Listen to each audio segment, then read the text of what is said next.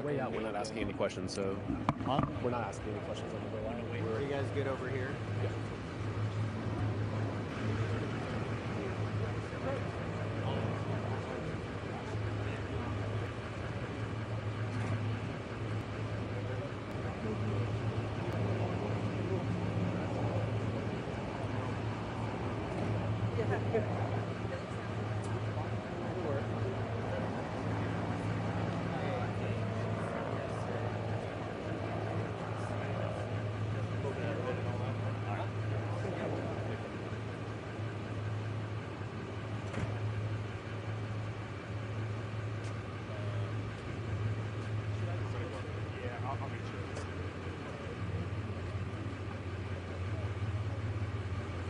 Hey, this is Alex here on the South Lawn.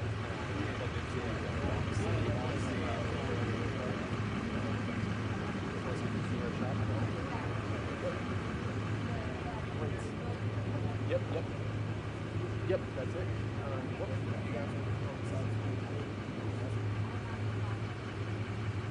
Amazing. Thank you. All right, thanks, sir. Amazing. Thank you so much.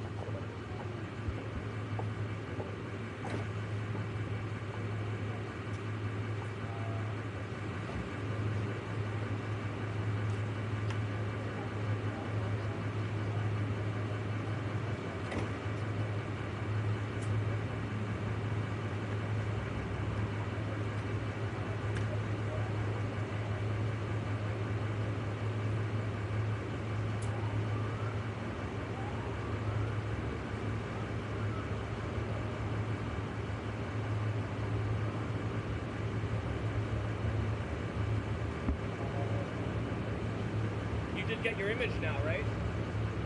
You got the Miami image?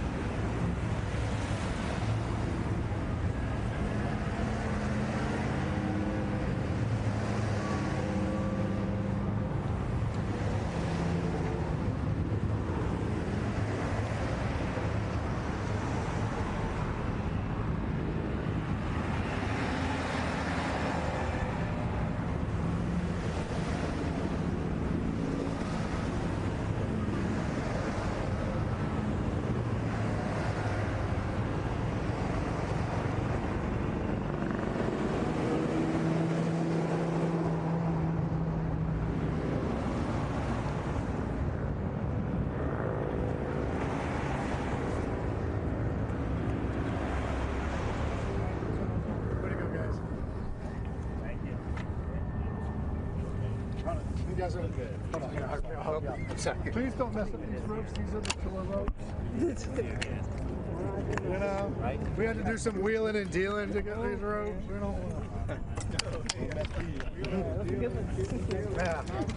yeah. We brought out the good ropes for State of the Union, so Okay. you know, we got you. I had to bet.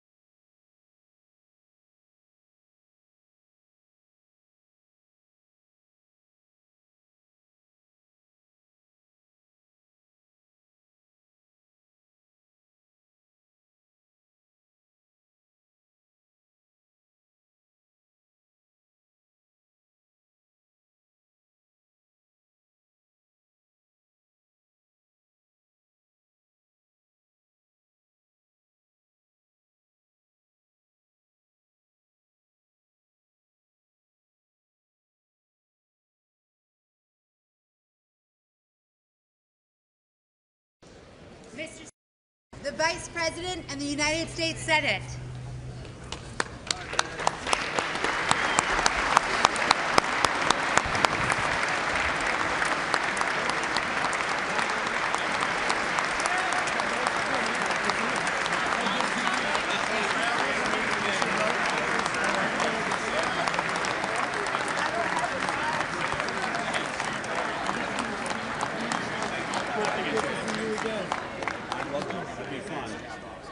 I bet you do.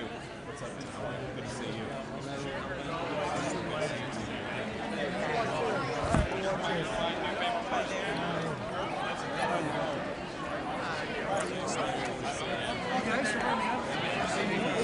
How are you?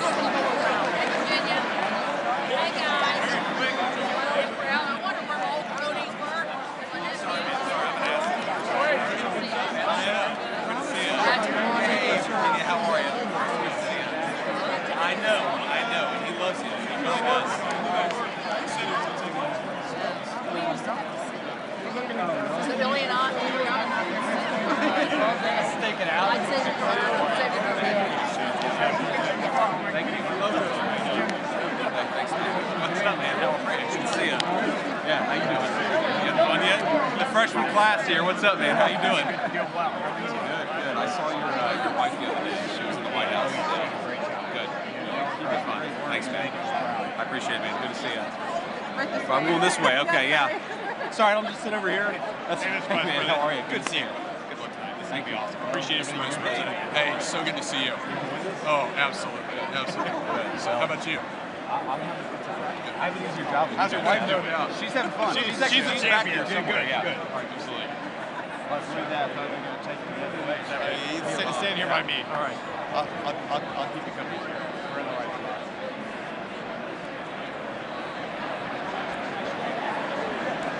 Yeah.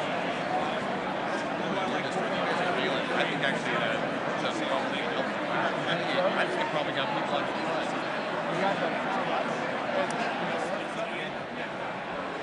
We're at the same time.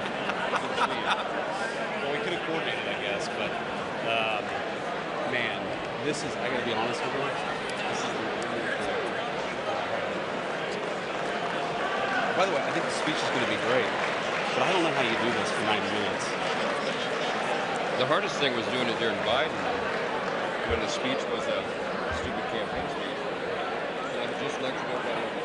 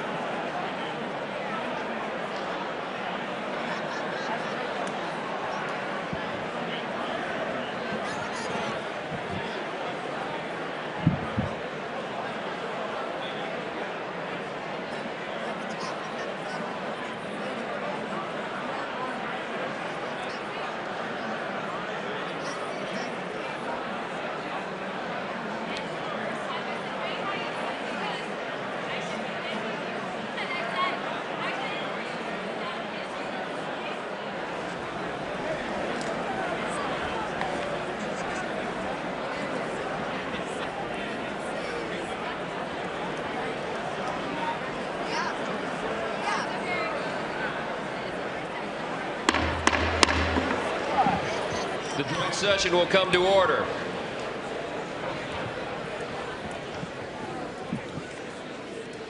The chair appoints as members of the committee on the part of the House to escort the President of the United States into the chamber the following: the gentleman from Louisiana, Mr. Scalise; the gentleman from Minnesota, Mr. Emmer; the gentlewoman from Michigan, Mrs. McClain; the gentleman from North Carolina, Mr. Hudson; the gentleman from Pennsylvania, Mr. Reschenthaler; the gentleman from Utah, Mr. Moore; the gentlewoman from Indiana, Mrs. Houchin; the gentleman from Oklahoma, Mr. Hearn; the gentleman from New York, Mr. Jeffries; the gentlewoman from Massachusetts, Ms. Clark; the gentleman from California, Mr. Aguilar; the gentleman from California, Mr. Liu; the gentleman from Colorado, Mr. Neguse; the gentlewoman from Washington, Ms. Delbene; the gentlewoman from Michigan, Mrs. Dingell. The President of the Senate, at the direction of that body, appoints the following senators as members of the committee on the part of the Senate to escort the President of the United States into the House chamber: the Senator from South Dakota, Mr. Thune; the Senator from Wyoming, Mr. Barrasso; the Senator from Arkansas, Mr. Cotton; the Senator from Oklahoma, Mr. Lankford; the Senator from West Virginia, Mrs. Capito; the Senator from South Carolina, Mr. Scott; the Senator from New York, Mr. Schumer; the Senator from Illinois, Mr. Durbin; the Senator from Minnesota, Ms. Klobuchar; the Senator from New Jersey, Mr. Booker; the Senator from Wisconsin, Ms. Baldwin. The members of the escort committee will exit the chamber through the lobby doors.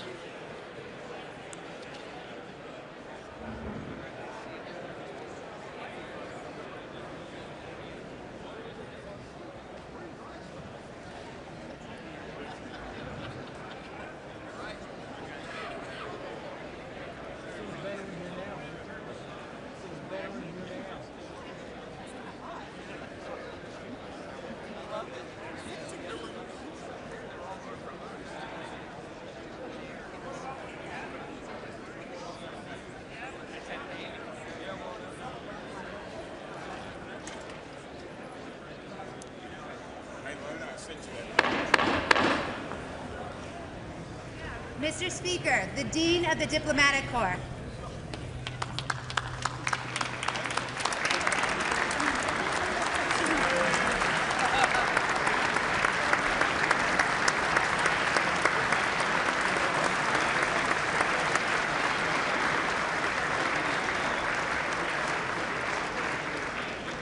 Mr. Speaker, Jonathan Jackson.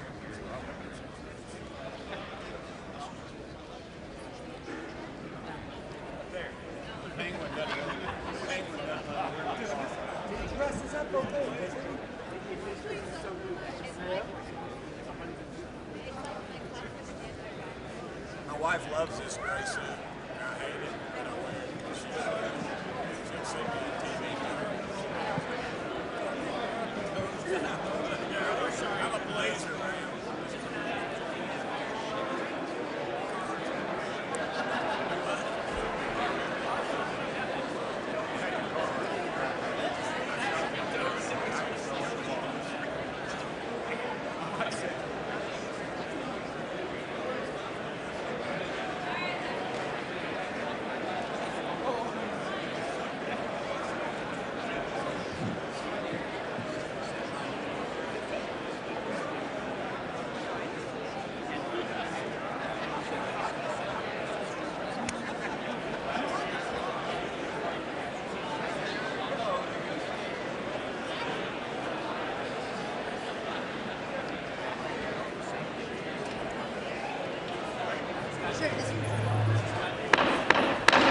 Mr. Speaker, the Chief Justice and Associate Justices of the United States Supreme Court.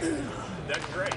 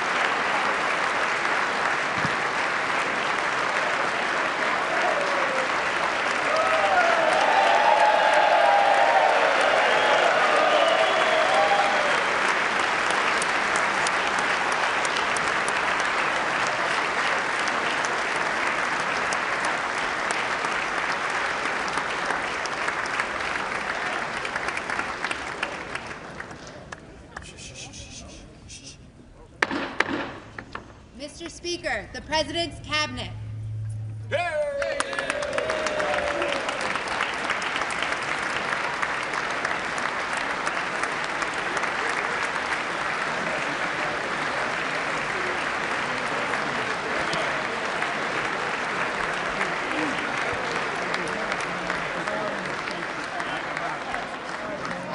That's true. I should have done better.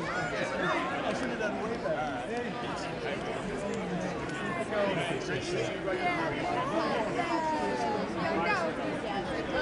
Secretary, can't wait to connect with you. We have so much to learn. Yes.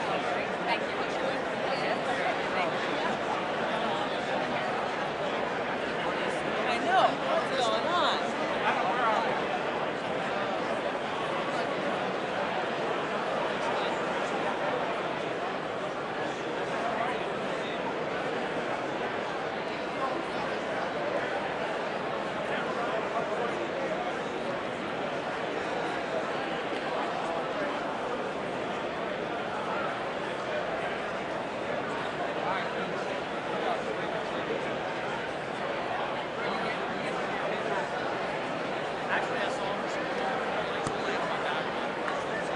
It's like a 50-pound plate.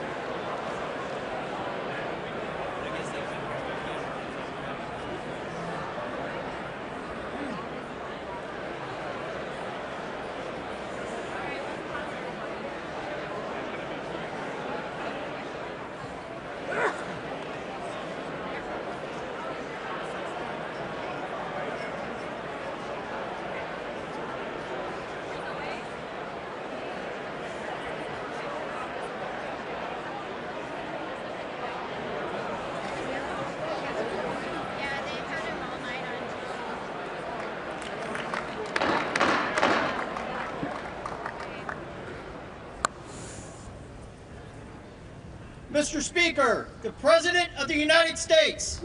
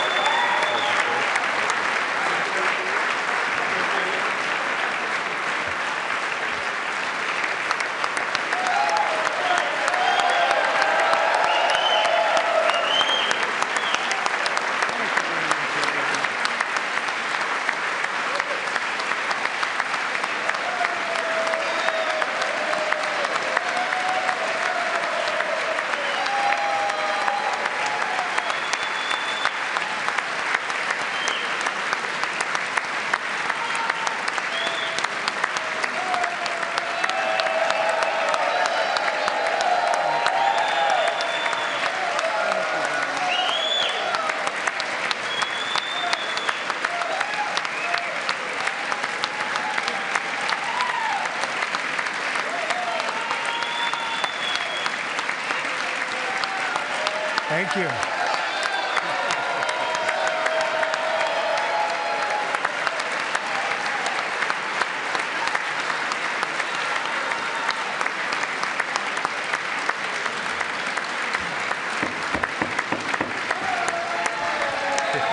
Thank you very much. Thank you very much. It's a great honor. Thank you very much. Speaker Johnson, Vice President Vance, the First Lady of the United States,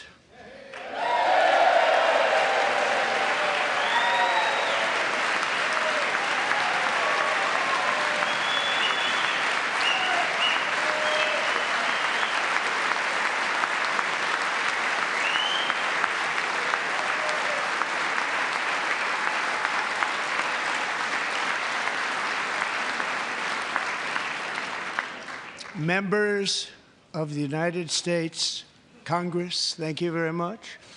And to my fellow citizens, America is back.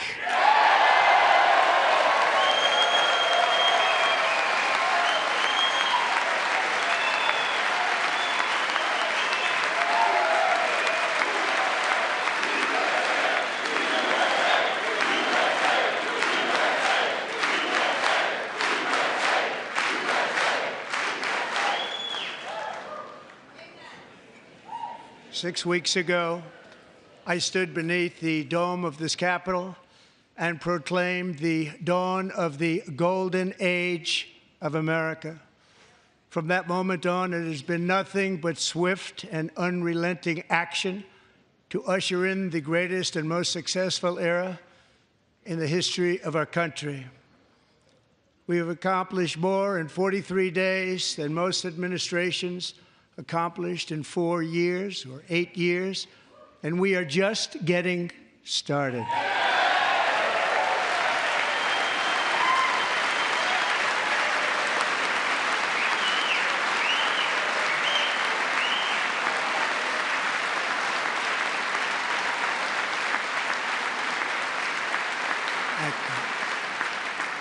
I return to this chamber tonight to report that America's momentum is back, our spirit is back, our pride is back, our confidence is back, and the American dream is surging bigger and better than ever before.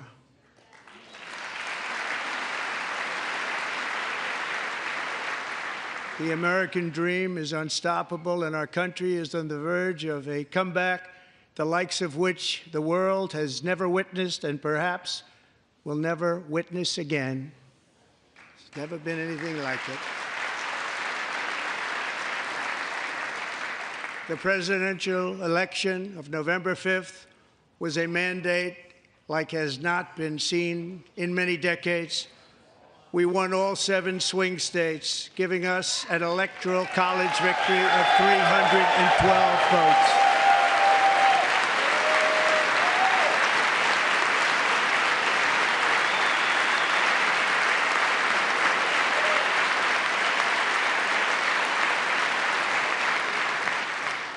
We won the popular vote by big numbers and won counties in our country.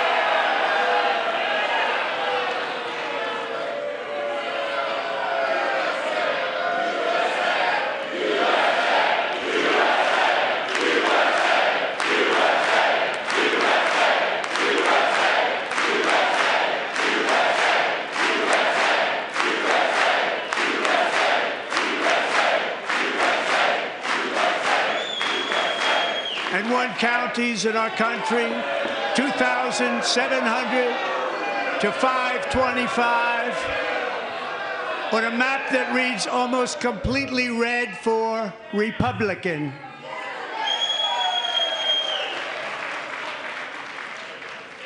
Now, for the first time in modern history, more Americans believe that our country is headed in the right direction than the wrong direction. In fact, it's an astonishing record, 27-point swing, the most ever.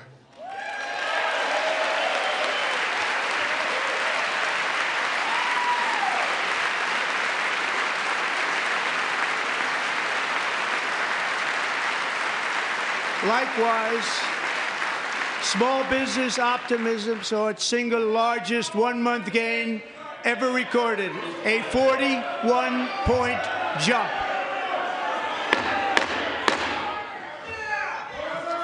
Members are directed to uphold and maintain decorum in the House and to cease any further disruptions. That's your warning.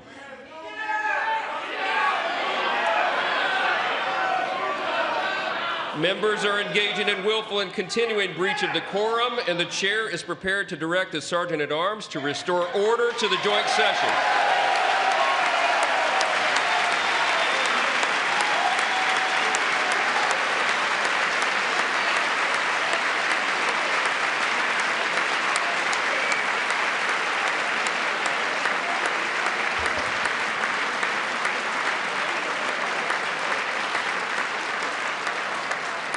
Mr. Green, take your seat. Take your seat, sir. Take your seat. Finding that members continue to engage in willful and concerted disruption of proper decorum, the chair now directs the Sergeant-at-Arms to restore order. Remove this gentleman from the chamber.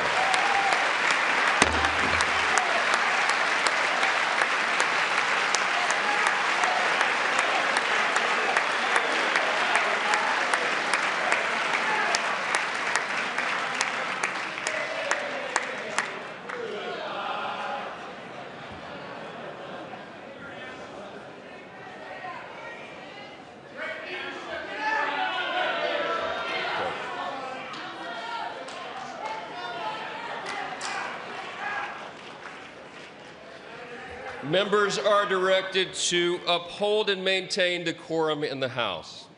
Mr. President, you continue. Thank you. Over the past 6 weeks, I have signed nearly 100 executive orders and taken more than 400 executive actions, a record to restore common sense, safety, optimism, and wealth all across our wonderful land. The people elected me to do the job, and I'm doing it.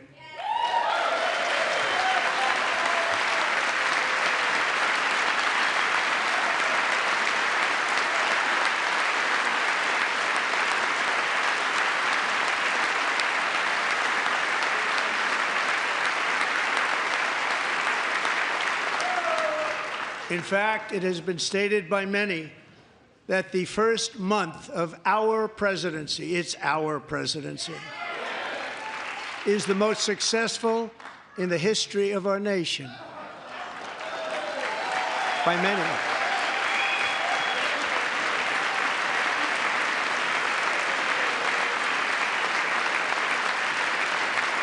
And what makes it even more impressive is that, do you know who number 2 is? George Washington. How about that? How about that? I don't know about that list, but we'll take it. Within hours of taking the oath of office, I declared a national emergency on our southern border, and I deployed the U.S. military and Border Patrol to repel the invasion of our country. And what a job they've done. As a result, illegal border crossings last month were by far the lowest ever recorded, ever.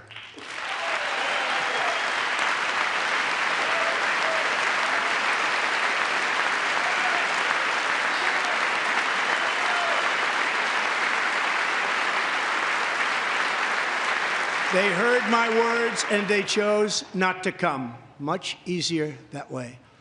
In comparison, under Joe Biden, the worst president in American history, there were hundreds of thousands of illegal crossings a month, and virtually all of them, including murderers, drug dealers, gang members, and people from mental institutions and insane asylums, were released into our country. Who would want to do that? This is my 5th such speech to Congress. And once again, I look at the Democrats in front of me, and I realize there is absolutely nothing I can say to make them happy or to make them stand or smile or applaud. Nothing I can do. I could find a cure to the most devastating disease, a disease that would wipe out entire nations, or announce the answers to the greatest economy in history or the stoppage of crime to the lowest levels ever recorded. And these people sitting right here will not clap, will not stand, and certainly will not cheer for these astronomical achievements. They won't do it, no matter what. Five times I've been up here. It's very sad, and it just shouldn't be this way.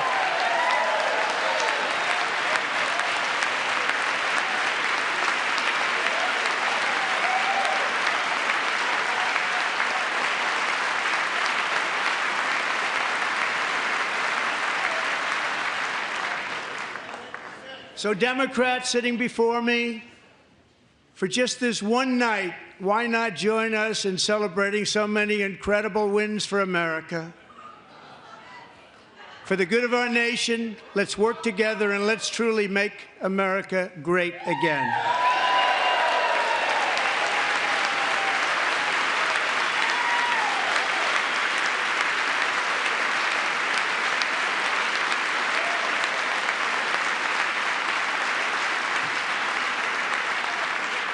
Every day, my administration is fighting to deliver the change America needs to bring a future that America deserves, and we're doing it. This is a time for big dreams and bold action.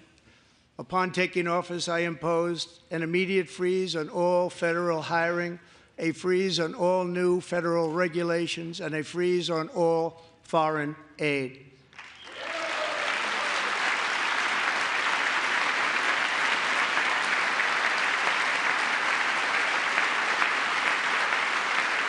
I terminated the ridiculous Green New Scam. I withdrew from the unfair Paris Climate Accord, which was costing us trillions of dollars that other countries were not paying. I withdrew from the corrupt World Health Organization.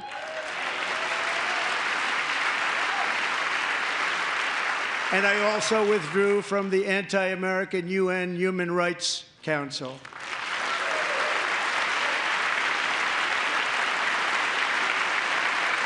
We ended all of Biden's environmental restrictions that were making our country far less safe and totally unaffordable.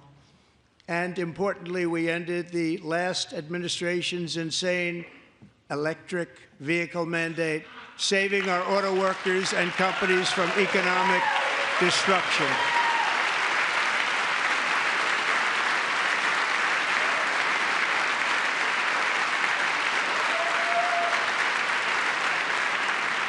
To unshackle our economy, I have directed that for every one new regulation, 10 old regulations must be eliminated, just like I did in my very successful first term.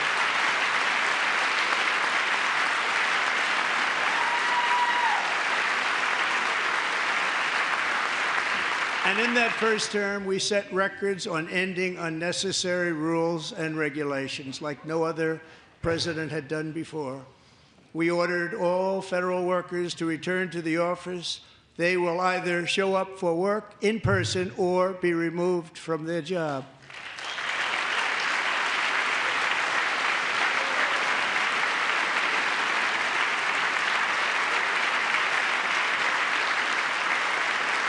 And we have ended weaponized government where, as an example, a sitting president is allowed to viciously prosecute his political opponent, like me. How did that work out? Not too good. Not too good.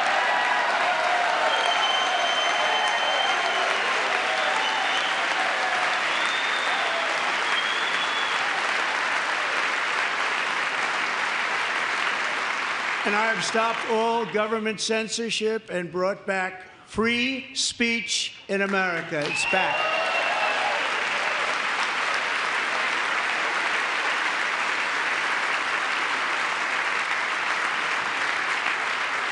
And 2 days ago, I signed an order making English the official language of the United States of America.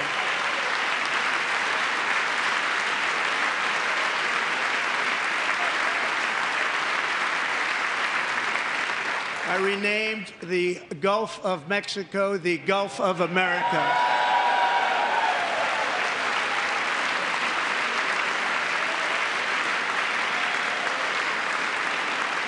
And likewise, I renamed, for a great president, William McKinley, Mount McKinley again.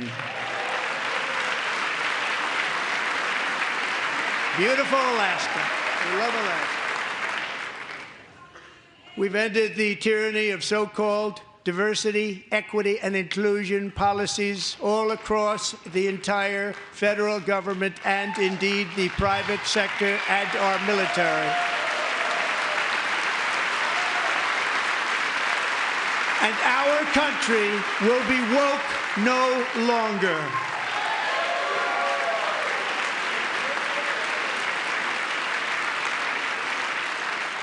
We believe that whether you are a doctor, an accountant, a lawyer, or an air traffic controller, you should be hired and promoted based on skill and competence, not race or gender. Very important.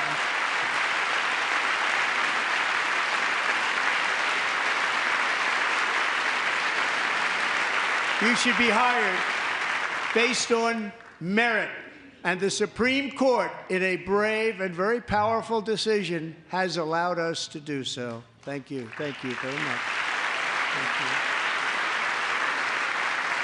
you. We have removed the poison of critical race theory from our public schools, and I signed an order making it the official policy of the United States government that there are only two genders, male and female.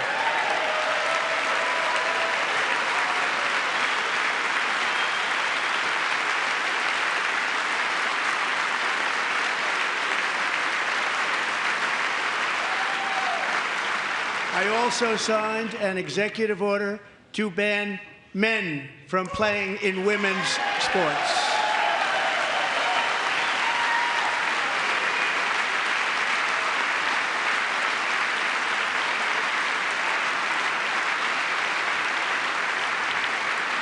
Three years ago, Peyton McNabb was an all-star high school athlete, one of the best, preparing for a future in college sports.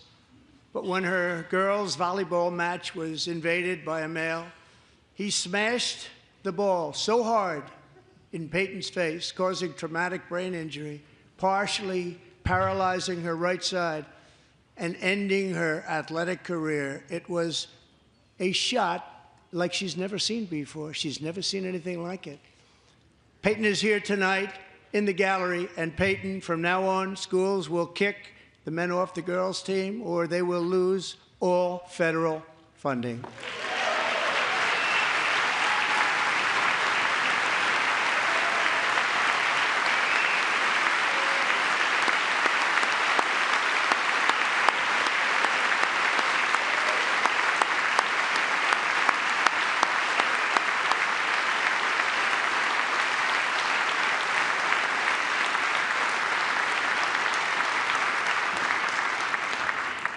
And if you really want to see numbers, just take a look at what happened in the women's boxing, weightlifting, track and field, swimming, or cycling, where a male recently finished a long-distance race 5 hours and 14 minutes ahead of a woman for a new record by 5 hours. Broke the record by 5 hours. It's demeaning for women, and it's very bad for our country. We're not going to put up with it any longer.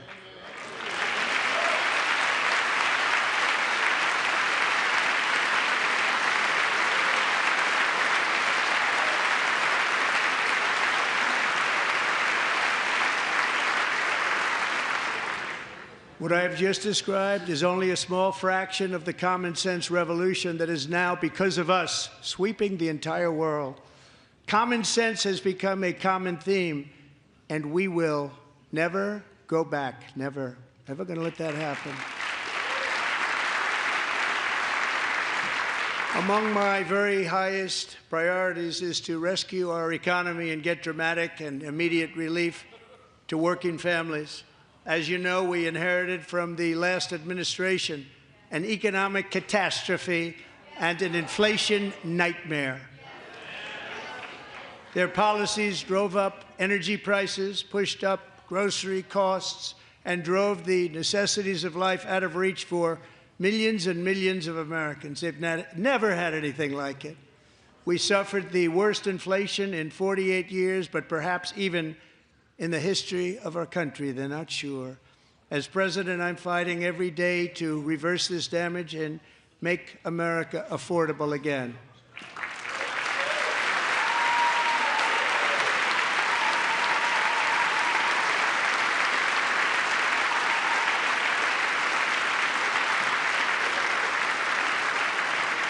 Joe Biden especially let the price of eggs get out of control. The egg price is out of control, and we're working hard to get it back down. Secretary, do a good job on that. You inherited a total mess from the previous administration. Do a good job.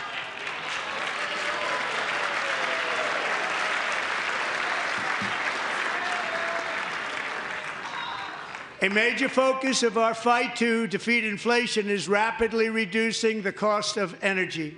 The previous administration cut the number of new oil and gas leases by 95%, slowed pipeline construction to a halt, and closed more than 100 power plants. We are opening up many of those power plants right now.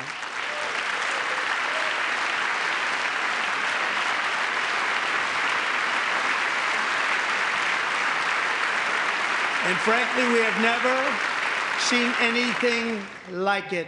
That's why on my first day in office, I declared a national energy emergency.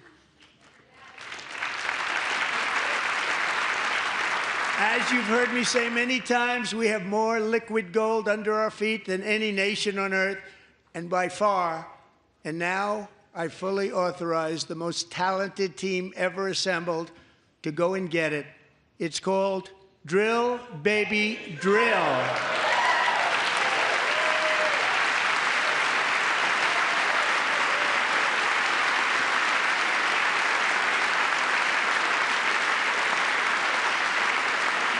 My administration is also working on a gigantic natural gas pipeline in Alaska, among the largest in the world, where Japan, South Korea, and other nations want to be our partner with investments of trillions of dollars each. There's never been anything like that one. It will be truly spectacular. It's all set to go. The permitting is gotten. And later this week, I will also take historic action to dramatically expand production of critical minerals and rare earths here in the USA.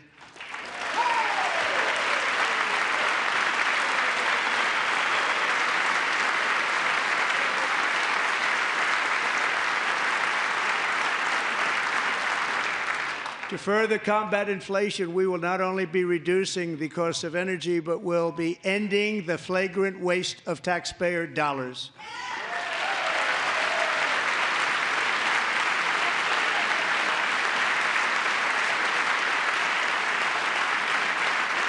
And to that end, I have created the brand new Department of Government Efficiency, GOGE. Perhaps you've heard of it. Perhaps.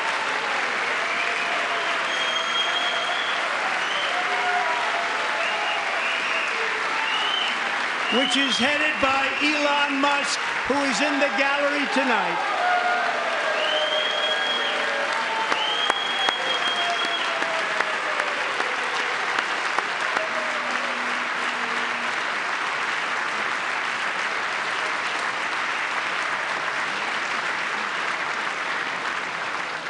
Thank you, Elon. He's working very hard. He didn't need this. He didn't need this. Thank you very much. We appreciate it. Everybody here, even this side, appreciates it, I believe. They just don't want to admit that. Just listen to some of the appalling waste we have already identified. $22 billion from HHS to provide free housing and cars for illegal aliens. $45 million for diversity, equity, and inclusion scholarships in Burma. $40 million to improve the social and economic inclusion of sedentary migrants. Nobody knows what that is. $8 million to promote LGBTQI+ in the African nation of Lesotho, which nobody has ever heard of. $60 million for indigenous peoples and Afro-Colombian empowerment in Central America. $60 million. $8 million for making mice transgender. This is real. $32 million for a left-wing propaganda operation in Moldova. $10 million for male circumcision in Mozambique. $20 million for the Arab Sesame Street in the Middle East. It's a program. $20 million for a program. $1.9 billion to recently created Decarbonization of Homes Committee, headed up, and we know she's involved. Just at the last moment, the money was passed over by a woman named Stacey Abrams. Have you ever heard of her? A $3.5 million consulting contract for lavish fish monitoring. $1.5 million for voter confidence in Liberia. $14 million for social cohesion in Mali. $59 million for illegal alien hotel rooms in New York City. He's a real estate developer. He's done very well. $250,000 to increase vegan local climate action innovation in Zambia. $42 million for social and behavior change in Uganda. $14 million for improving public procurement in Serbia. $47 million for improving learning outcomes in Asia. Asia's doing very well with learning. I don't know what we're doing. We should use it ourselves. And $101 million for DEI contracts at the Department of Education, the most ever paid, nothing even like it. Under the Trump administration, all of these scams, and they're far worse, but I didn't think it was appropriate to talk about them. They're so bad. Many more have been found out and exposed and swiftly terminated by a group of very intelligent, mostly young people, headed up by Elon, and we appreciate it. We found hundreds of billions of dollars of fraud.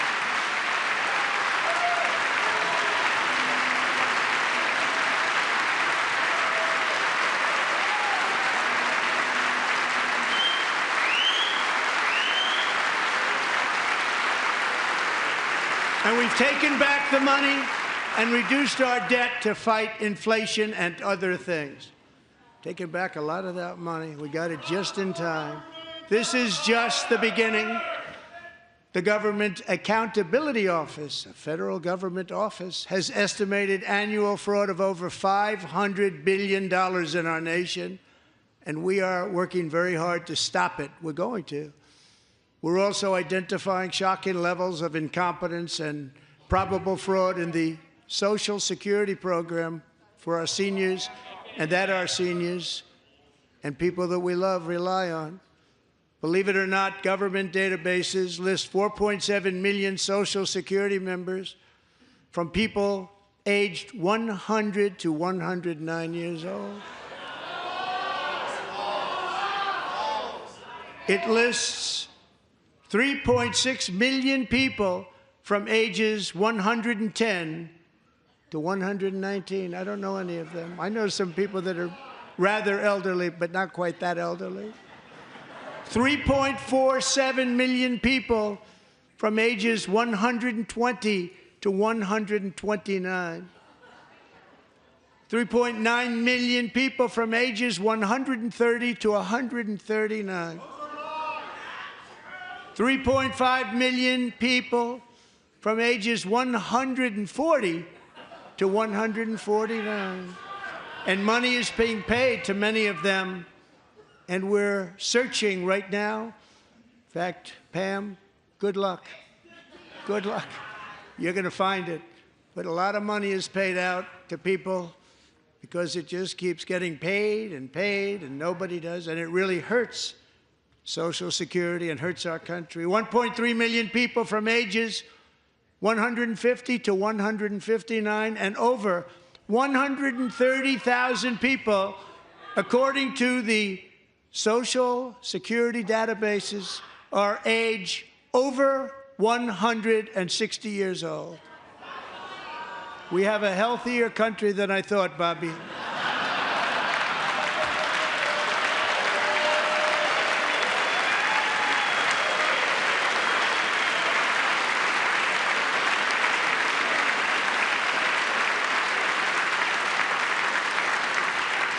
Including, to finish, 1,039 people between the ages of 220 and 229, one person between the age of 240 and 249, and one person is listed at 360 years of age.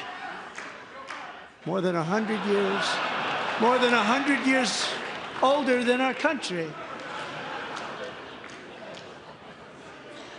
But we're going to find out where that money's going, and it's not going to be pretty. By slashing all of the fraud, waste, and theft we can find, we will defeat inflation, bring down mortgage rates, lower car payments and grocery prices, protect our seniors, and put more money in the pockets of American families.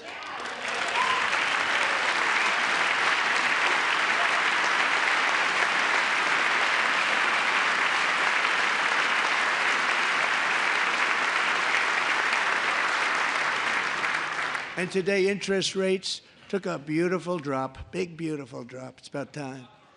And in the near future, I want to do what has not been done in 24 years, balance the federal budget. We're going to balance it.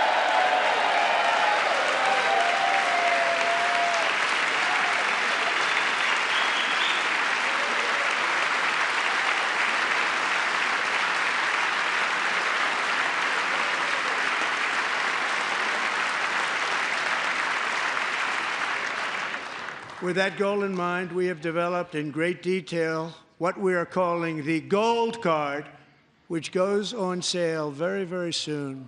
For $5 million, we will allow the most successful job-creating people from all over the world to buy a path to U.S. citizenship. It's like the green card, but better and more sophisticated.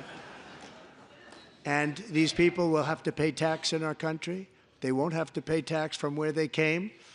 The money that they've made, you wouldn't want to do that, but they have to pay tax, create jobs. They'll also be taking people out of colleges and paying for them so that we can keep them in our country instead of having them being forced out. Number one, at the top school, as an example, being forced out and not being allowed to stay and create tremendous numbers of jobs and great success for a company out there. So while we take out the criminals, killers, traffickers, and child predators who are allowed to enter our country under the open border policy of these people, the Democrats, the Biden administration, the open border insane policies that you've allowed to destroy our country, we will now bring in brilliant, hardworking, job-creating people. They're going to pay a lot of money, and we're going to reduce our debt with that money.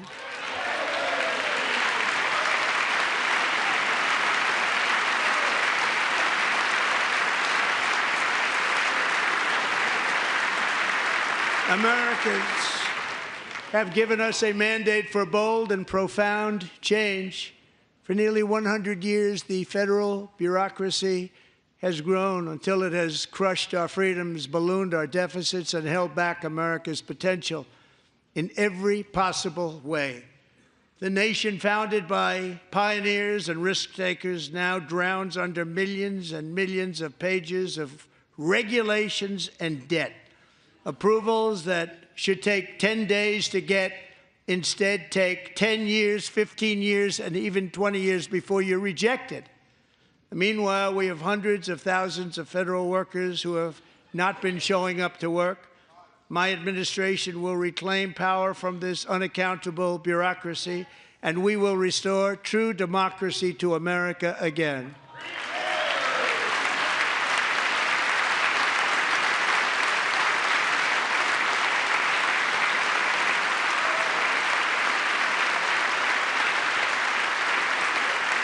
And any federal bureaucrat who resists this change will be removed from office immediately.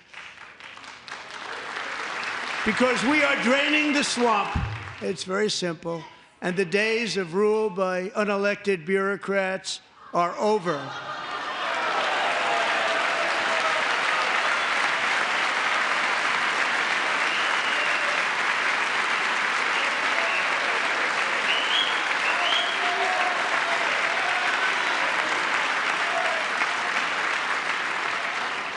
And the next phase of our plan to deliver the greatest economy in history is for this Congress to pass tax cuts for everybody. They're in there. They're waiting for you to vote. And I'm sure that the people on my right, I don't mean the Republican right, but my right here, I'm sure you're going to vote for those tax cuts, because otherwise I don't believe the people will ever vote you into office. So I'm doing you a big favor by telling you that. But I know this group is going to be voting for the tax.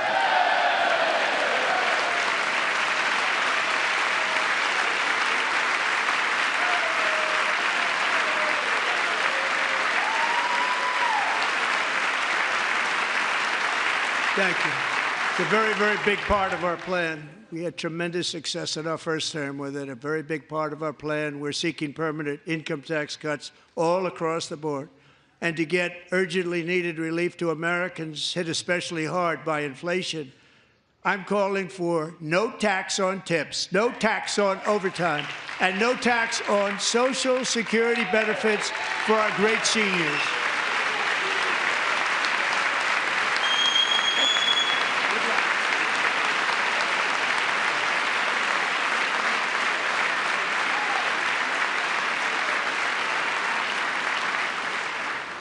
And I also want to make interest payments on car loans tax deductible, but only if the car is made in America.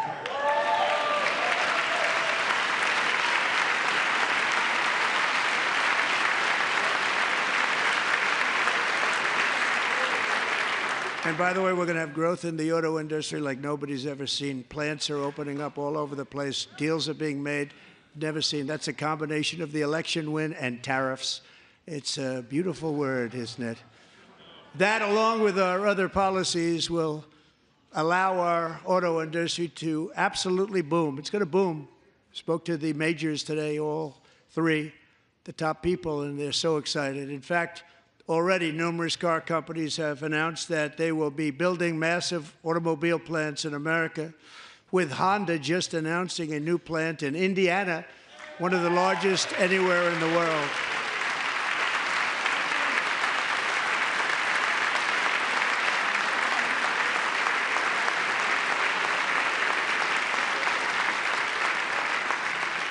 And this has taken place since our great victory on November 5th, a date which will hopefully go down as one of the most important in the history of our country.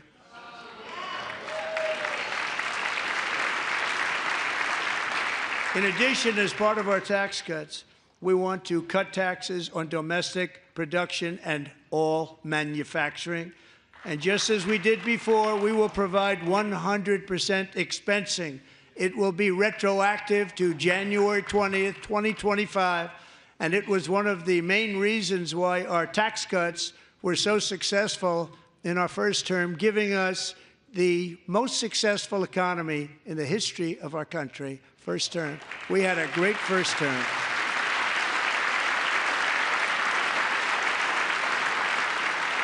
If you don't make your product in America, however, under the Trump administration, you will pay a tariff, and in some cases, a rather large one. Other countries have used tariffs against us for decades, and now it's our turn to start using them against those other countries. On average, the European Union, China, Brazil, India, Mexico, and Canada, have you heard of them? And countless other nations charge us tremendously higher tariffs than we charge them. It's very unfair. India charges us auto tariffs higher than 100%. China's average tariff on our products is twice what we charge them. And South Korea's average tariff is 4 times higher. Think of that, 4 times higher. And we give so much help militarily and in so many other ways to South Korea, but that's what happens. This is happening by friend and foe. This system is not fair to the United States and never was, and so on April 2nd, I wanted to make it April 1st, but I didn't want to be accused of April Fool's Day. That's not, just one day cost us a lot of money. But we're going to do it in April. I'm a very superstitious person. April 2nd, reciprocal tariffs kick in. And whatever they tariff us, other countries, we will tariff them. That's reciprocal, back and forth. Whatever they tax us, we will tax them.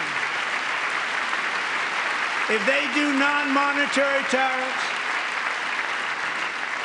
to keep us out of their market, then we will do non-monetary barriers to keep them out of our market. There's a lot of that, too. They don't even allow us in their market. We will take in trillions and trillions of dollars and create jobs like we have never seen before. I did it with China, and I did it with others, and the Biden administration couldn't do anything about it because there was so much money they couldn't do anything about it. We have been ripped off for decades by nearly every country on earth, and we will not let that happen any longer.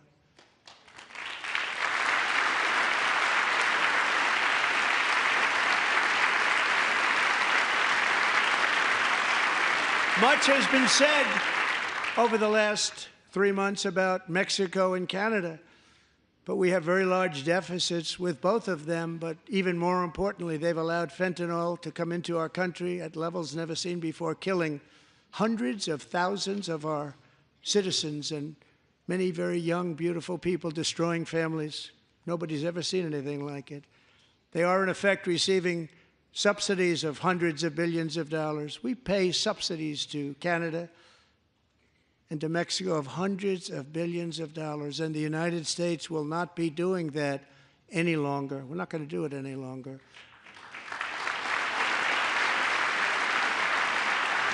Thanks to our America First policies we're putting into place, we have had $1.7 trillion of new investment in America in just the past few weeks. The combination of the election and our economic policies that people of SoftBank, one of the most brilliant anywhere in the world, announced a $200 billion investment. OpenAI and Oracle, Larry Ellison, announced $500 billion investment, which they wouldn't have done if Kamala had won. Apple announced $500 billion investment. Tim Cook called me. He said, I cannot spend it fast enough. It's going to be much higher than that, I believe. They'll be building their plants here instead of in China. And just yesterday, Taiwan Semiconductor, the biggest in the world, most powerful in the world, has a tremendous amount, 97% of the market, announced a $165 billion investment to build the most powerful chips on earth right here in the USA.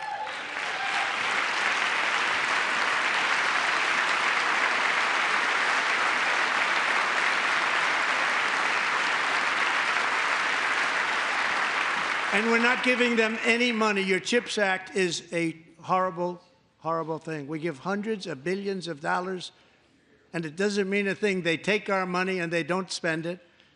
All that meant to them, we're giving them no money. All that was important to them was they didn't want to pay the tariffs, so they came and they're building, and many other companies are coming. We don't have to give them money. We just want to protect our businesses and our people.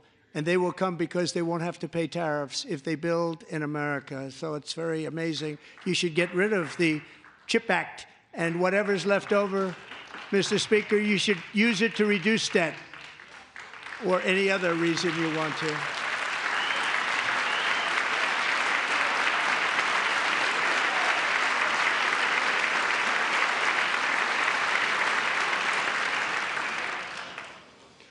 Our new trade policy will also be great for the American farmer. I love the farmer.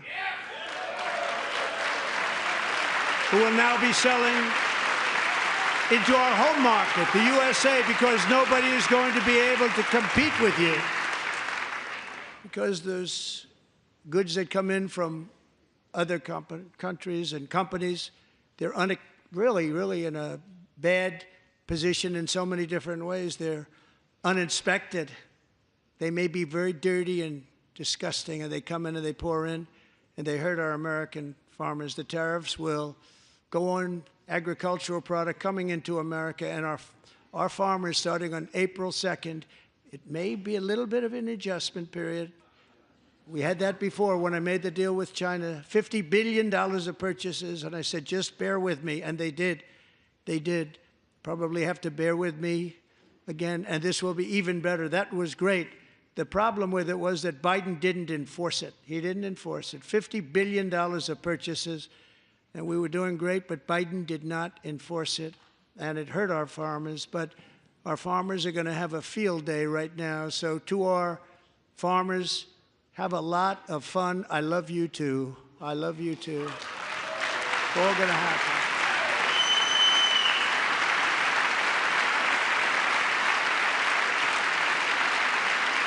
And I have also imposed a 25% tariff on foreign aluminum, copper, lumber, and steel, because if we don't have, as an example, steel and lots of other things, we don't have a military, and frankly, we just won't have a country very long. Here today is a proud American steelworker, fantastic person from Decatur, Alabama. Jeff Denard has been working at the same steel plant for 27 years in a job that has allowed him to serve as the captain of his local volunteer fire department, raise 7 children with his beautiful wife, Nicole, and over the years provide a loving home for more than 40 foster children. So great, Jeff.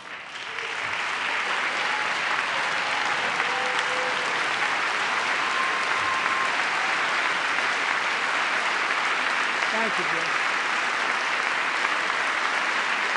Thank you, Jeff.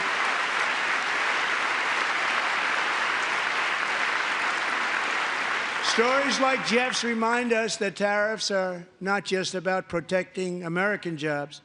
They're about protecting the soul of our country.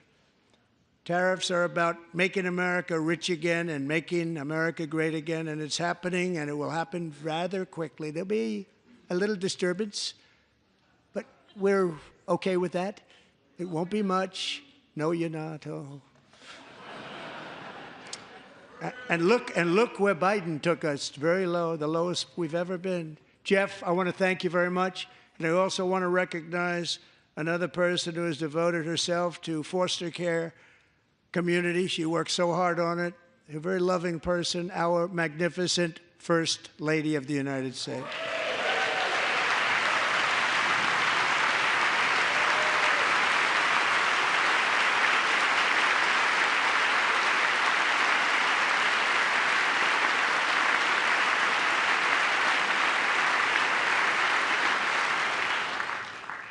Melania's work has yielded incredible results, helping prepare our nation's future leaders as they enter the workforce. Our First Lady is joined by 2 impressive young women, very impressive.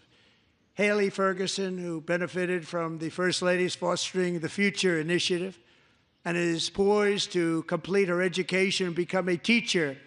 And Elliston Berry, who became a victim of an illicit deepfake image produced by a peer. With Elliston's help, the Senate just passed the Take It Down Act, and this is so important. Thank you very much, John. John Thune, thank you. Stand up, John. Thank you, John.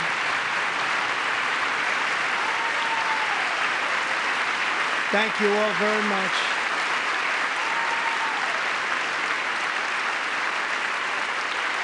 Thank you. And thank you to John Thune and the Senate. Great job. To criminalize the publication of such images online is a terrible, terrible thing.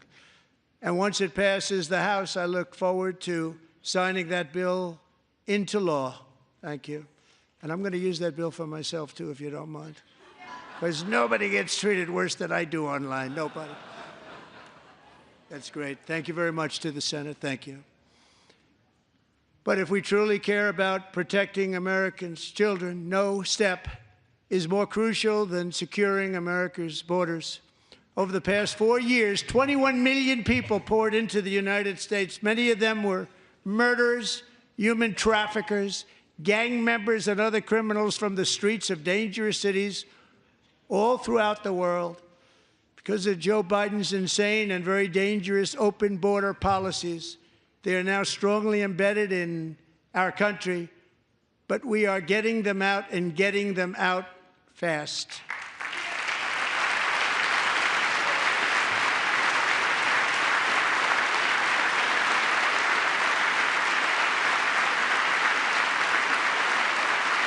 And I want to thank Tom Homan and Christy. I want to thank you and Paul of Border Patrol.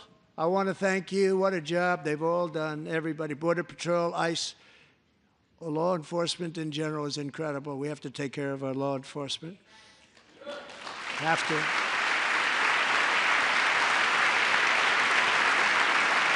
Last year,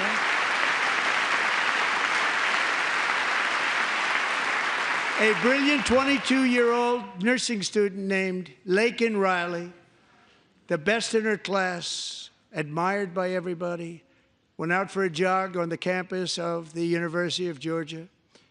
That morning, Laken was viciously attacked, assaulted, beaten, brutalized, and horrifically murdered. Laken was stolen from us by a savage illegal alien gang member who was arrested while trespassing across Biden's open southern border and then set loose into the United States under the heartless policies of that failed administration. It was indeed a failed administration. He had then been arrested and released in a Democrat-run sanctuary city, a disaster, before ending the life of this beautiful young angel. With us this evening are Laken's beloved mother, Allison, and her sister, Lauren.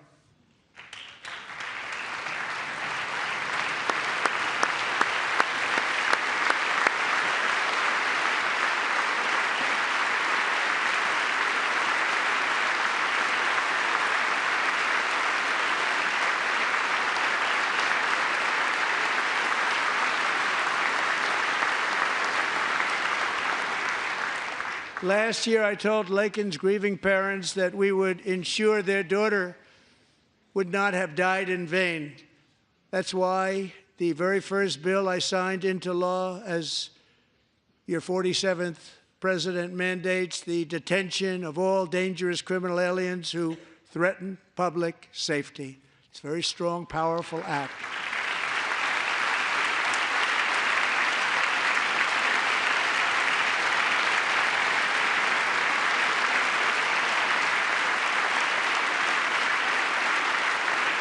It's called the Laken-Riley Act. So Allison and Lauren, America will never, ever forget our beautiful Laken Hope Riley.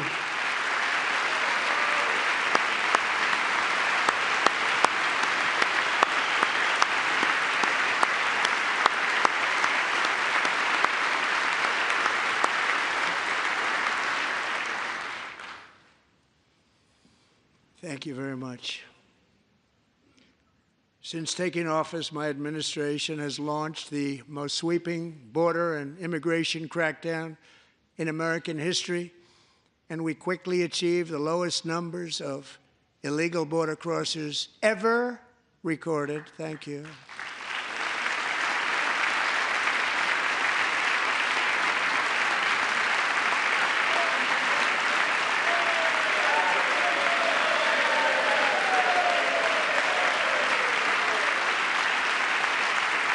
The media and our friends in the Democrat Party kept saying we needed new legislation, we must have legislation to secure the border. But it turned out that all we really needed was a new president.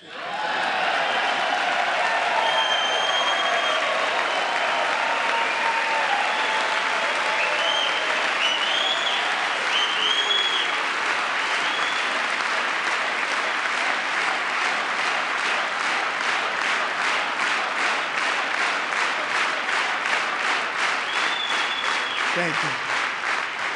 Joe Biden didn't just open our borders, he flew illegal aliens over them to overwhelm our schools, hospitals, and communities throughout the country. Entire towns like Aurora, Colorado, and Springfield, Ohio, buckled under the weight of the migrant occupation and corruption like nobody's ever seen before. Beautiful towns destroyed. Now, just as I promised in my inaugural address, we are achieving the great liberation of America.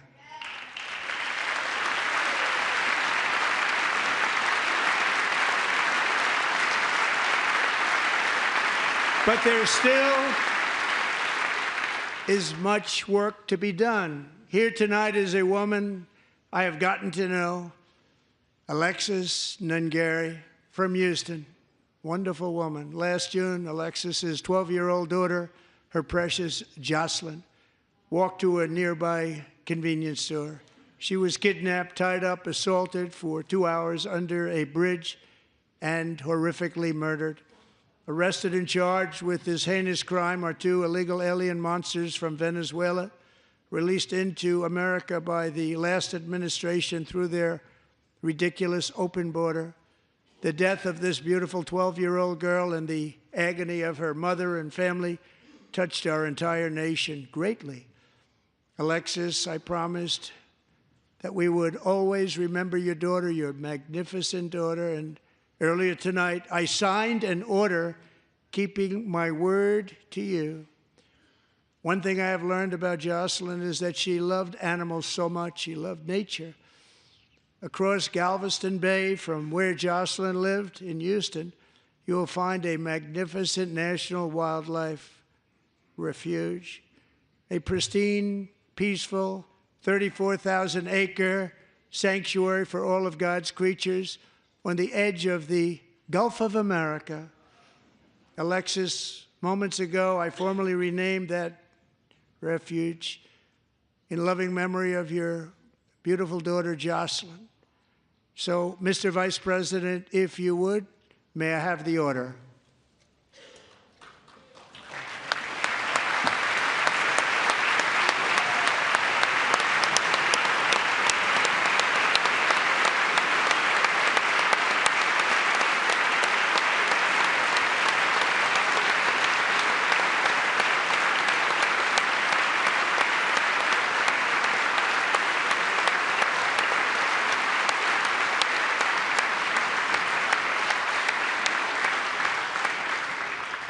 Thank you very much. All 3 savages charged with Jocelyn and Lakin's murders were members of the Venezuelan prison gang, the toughest gang, they say, in the world, known as Tren de Aragua. 2 weeks ago, I officially designated this gang, along with MS-13 and the bloodthirsty Mexican drug cartels, as foreign terrorist organizations.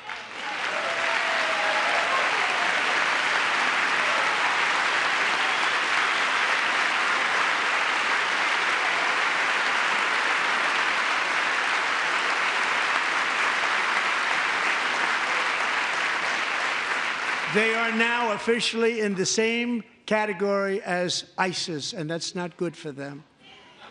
Countless thousands of these terrorists were welcomed into the U.S. by the Biden administration. But now every last one will be rounded up and forcibly removed from our country, or, if they're too dangerous, put in jails, standing trial in this country, because we don't want them to come back ever. With us this evening is a warrior on the front lines of that battle, Border Patrol Agent Roberto Ortiz. Great guy.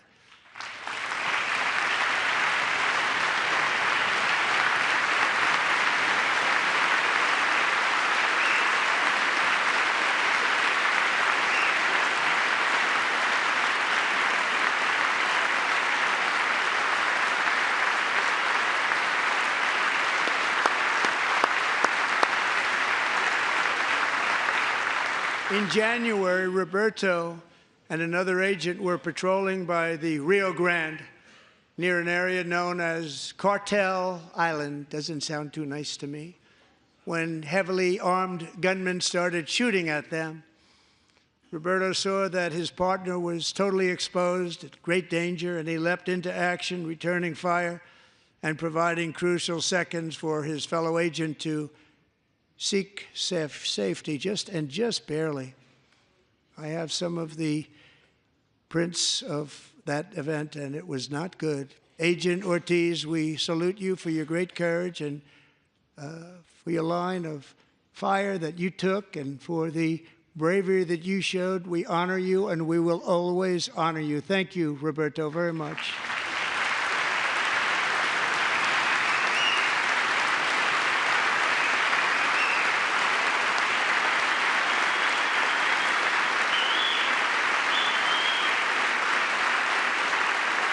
Thank you, Roberto. And I actually got to know him on my many calls to the border. He's a great gentleman. The territory to the immediate south of our border is now dominated entirely by criminal cartels that murder, rape, torture, and exercise total control. They have total control over a whole nation, posing a grave threat to our national security. The cartels are waging war on America, and it's time for America to wage war on the cartels, which we are doing.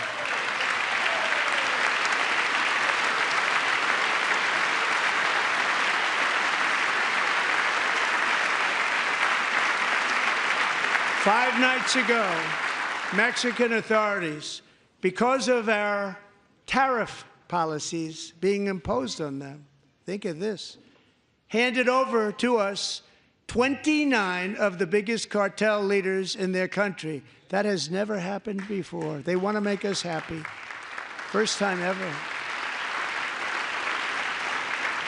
But we need Mexico and Canada to do much more than they've done, and they have to stop the fentanyl and drugs pouring into the USA. They're going to stop it. I have sent Congress a detailed funding request laying out exactly how we will eliminate these threats to protect our homeland and complete the largest deportation operation in American history, larger even than current record holder, President Dwight D. Eisenhower, a moderate man, but someone who believed very strongly in borders. Americans expect Congress to send me this funding without delay so I can sign it into law. So, Mr. Speaker, John Thune, both of you, I hope you're going to be able to do that, Mr. Speaker. Thank you. Mr. Leader, thank you. Thank you very much. And let's get it to me. I'll sign it so fast, you won't even believe it.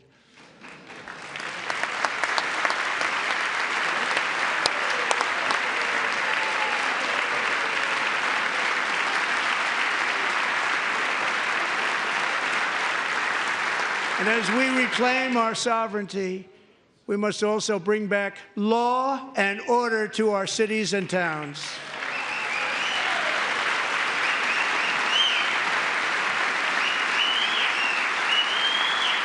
In recent years, our justice system has been turned upside down by radical left lunatics.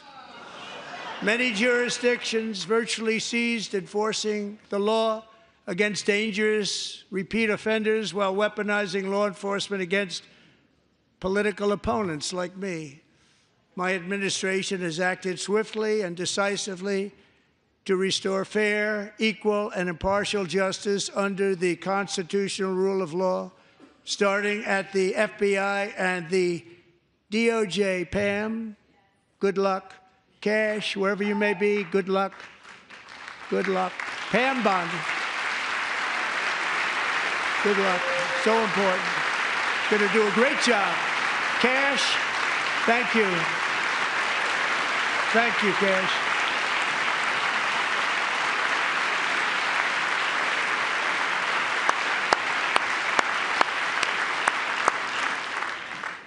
They've already started very strong. They're going to do a fantastic job. You're going to be very proud of them.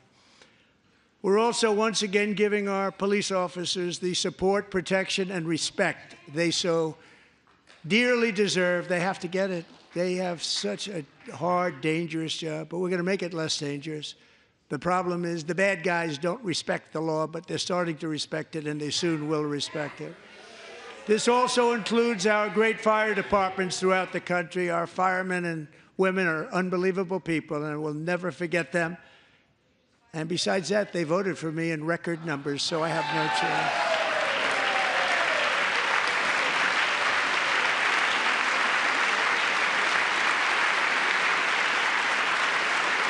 1 year ago this month, 31-year-old New York police officer Jonathan Diller, unbelievably wonderful person and a great officer, was gunned down at a traffic stop on Long Island. I went to his funeral.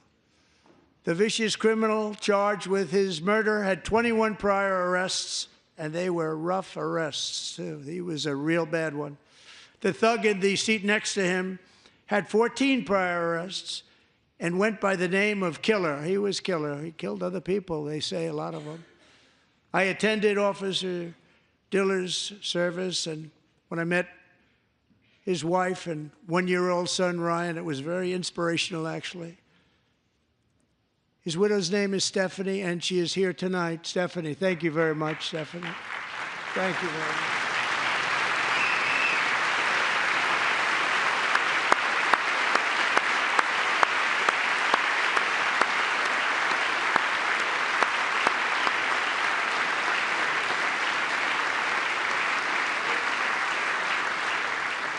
Stephanie, we're going to make sure that Ryan knows his dad was a true hero, New York's finest, and we're going to get these cold-blooded killers and repeat offenders off our streets, and we're going to do it fast.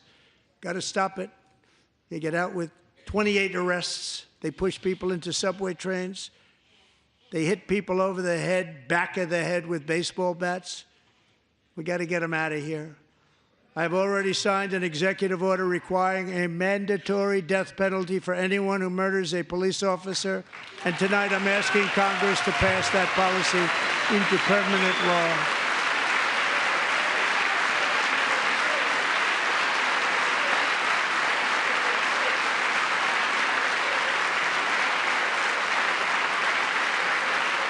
I'm also asking for a new crime bill getting tough on repeat offenders while enhancing protections for America's police officers so they can do their jobs without fear of their lives being totally destroyed. They don't want to be killed.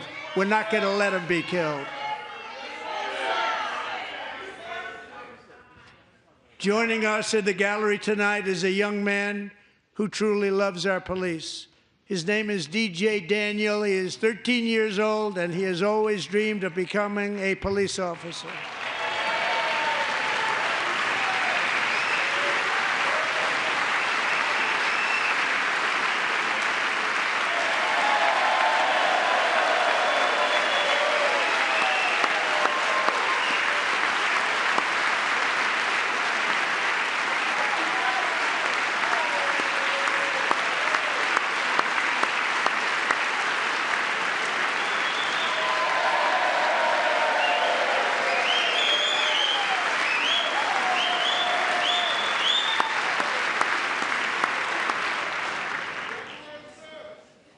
But in 2018, DJ was diagnosed with brain cancer.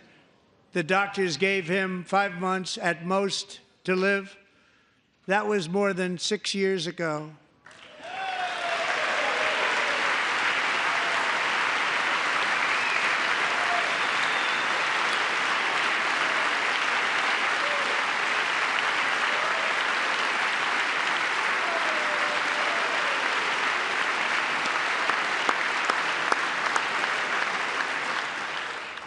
Since that time, DJ and his dad have been on a quest to make his dream come true, and DJ has been sworn in as an honorary law enforcement officer, actually a number of times. The police love him, the police departments love him.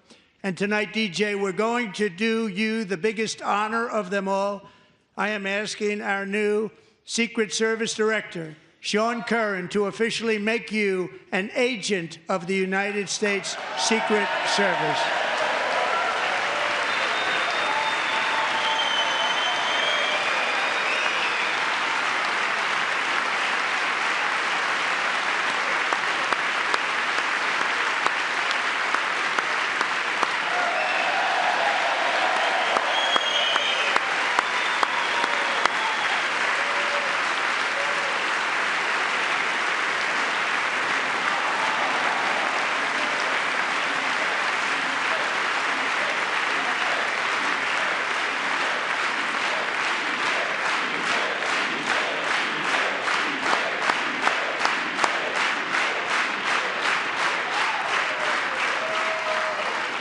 Thank you, DJ.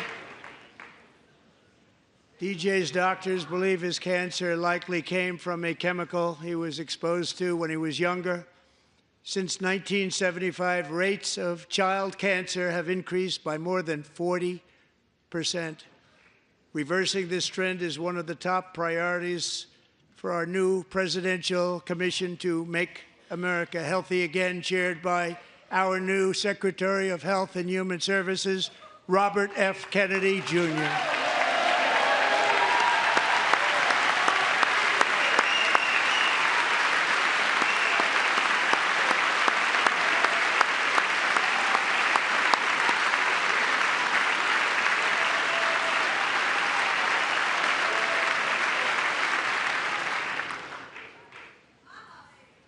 With the name Kennedy, you would have thought everybody over here would have been cheering. How quickly they forget. Our goal is to get toxins out of our environment, poisons out of our food supply, and keep our children healthy and strong. As an example, not long ago, and you can't even believe these numbers, 1 in 10,000 children had autism, 1 in 10,000. And now it's 1 in 36. There's something wrong, 1 in 36. Think of that.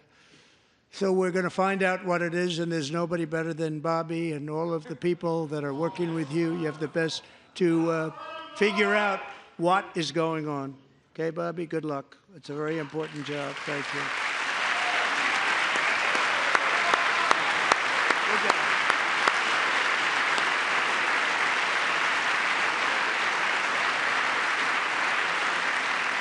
Thank you. My administration is also working to protect our children from toxic ideologies in our schools. A few years ago, January Littlejohn and her husband discovered that their daughter's school had secretly socially transitioned their 13-year-old little girl. Teachers and administrators conspired to deceive January and her husband while encouraging her daughter to use a new name and pronouns. They, them pronoun, actually, all without telling January, who is here tonight and is now a courageous advocate against this form of child abuse. January, thank you. Thank you. Thank you very much.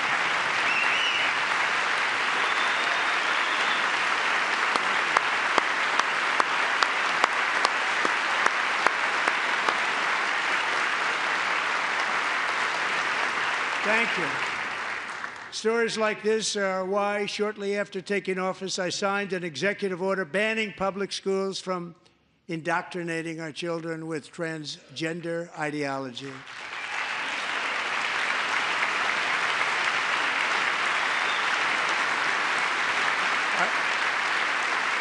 I also signed an order to cut off all taxpayer funding to any institution that engages in the sexual mutilation of our youth.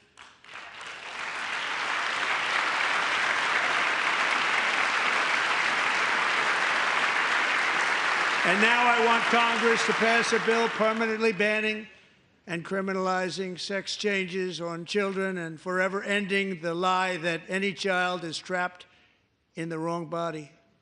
This is a big lie.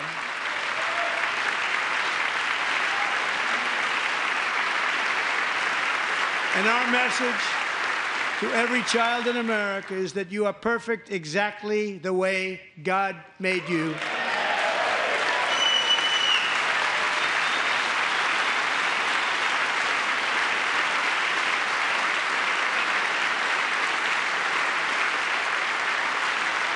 Because we're getting wokeness out of our schools and out of our military, and it's already out, and it's out of our society. We don't want it. Wokeness is trouble. Wokeness is bad. It's gone. It's gone. And we feel so much better for it, don't we? Don't we feel better?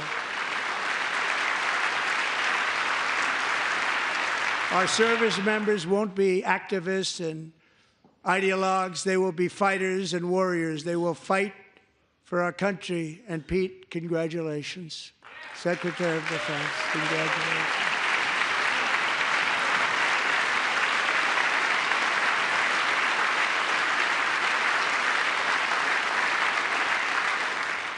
And he's not big into the woke movement, I can tell you. I know him well. I am pleased to report that in January, the U.S. Army had its single best recruiting month in 15 years, and that all armed services are having among the best recruiting results ever in the history of our services. What a difference.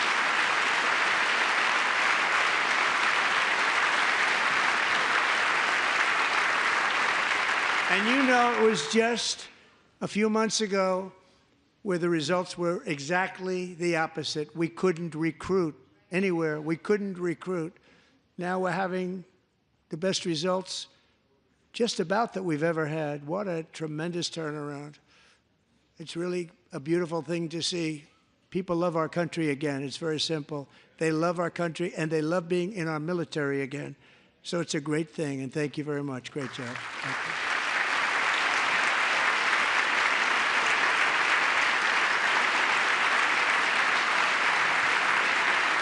We're joined tonight by a young man, Jason Hartley, who knows the weight of that call of duty. Jason's father, grandfather, and great-grandfather all wore the uniform. Jason tragically lost his dad, who was also a Los Angeles County Sheriff's deputy when he was just a boy, and now he wants to carry on the family legacy of service. Jason is a senior in high school, a 6-letter varsity athlete, a really good athlete, they say, a brilliant student with a 4.46, that's good, GPA. And his greatest dream is to attend the U.S. Military Academy at West Point.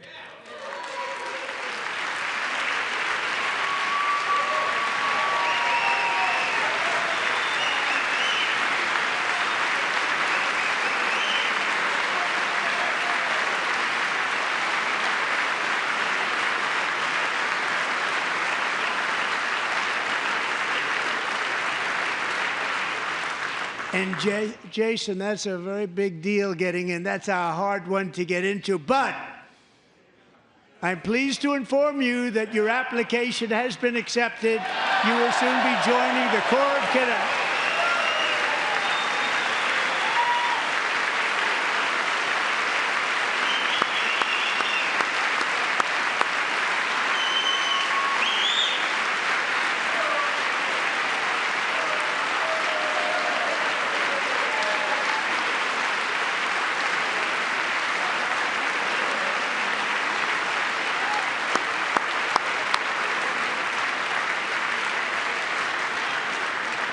Thank you.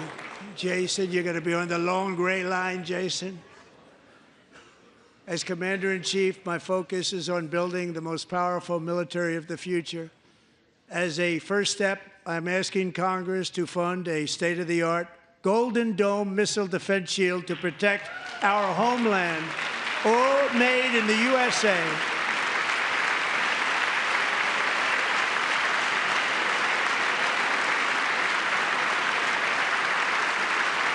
And Ronald Reagan wanted to do it long ago, but the technology just wasn't there, not even close. But now we have the technology. It's incredible, actually. And other places, they have it. Israel has it. Other places have it. And the United States should have it too, right, Tim, right? They should have it too. So I want to thank you. But it's a very, very important. This is a very dangerous world. We should have it. We want to be protected, and we're going to protect our citizens like never before. To boost our defense industrial base, we are also going to resurrect the American shipbuilding industry, including commercial shipbuilding and military shipbuilding.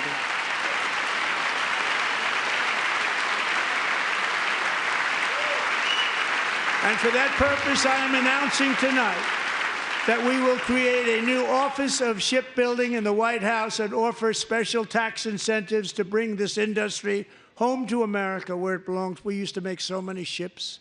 We don't make them anymore very much, but we're going to make them very fast, very soon. It will have a huge impact. To further enhance our national security, my administration will be reclaiming the Panama Canal, and we've already started doing it.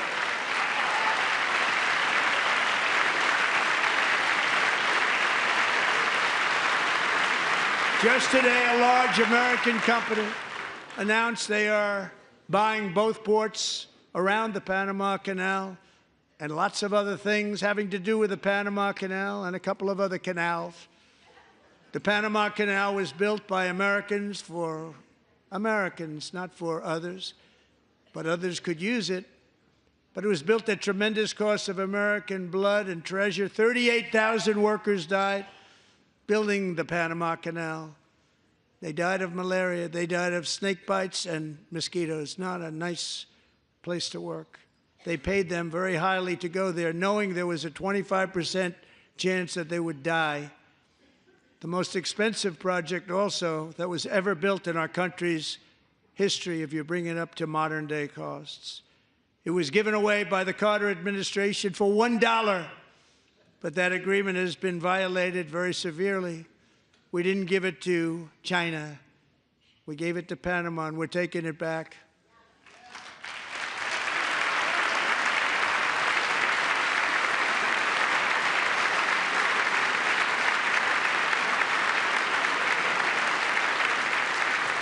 And we have Marco Rubio in charge. Good luck, Marco.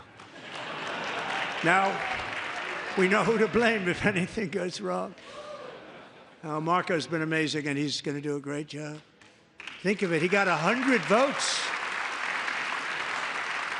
You know, he was approved with actually 99, but the 100th was this gentleman, and I feel very certain. So let's assume he got 100 votes.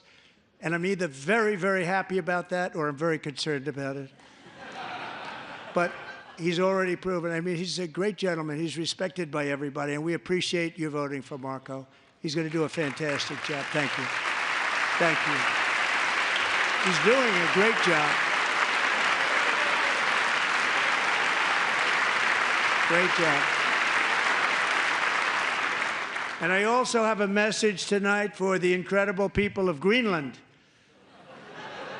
We strongly support your right to determine your own future. And if you choose, we welcome you into the United States of America. We need Greenland for national security and even international security, and we're working with everybody involved to try and get it. But we need it really for international world security. And I think we're going to get it. One way or the other, we're going to get it. We will keep you safe. We will make you rich, and together we will take Greenland to heights like you have never thought possible before. It's a very small population, but very, very large piece of land and very, very important for military security. America is once again standing strong against the forces of radical Islamic terrorism. 3.5 years ago, ISIS terrorists killed 13 American service members and countless others in the Abbey Gate bombing during the disastrous and incompetent withdrawal from Afghanistan.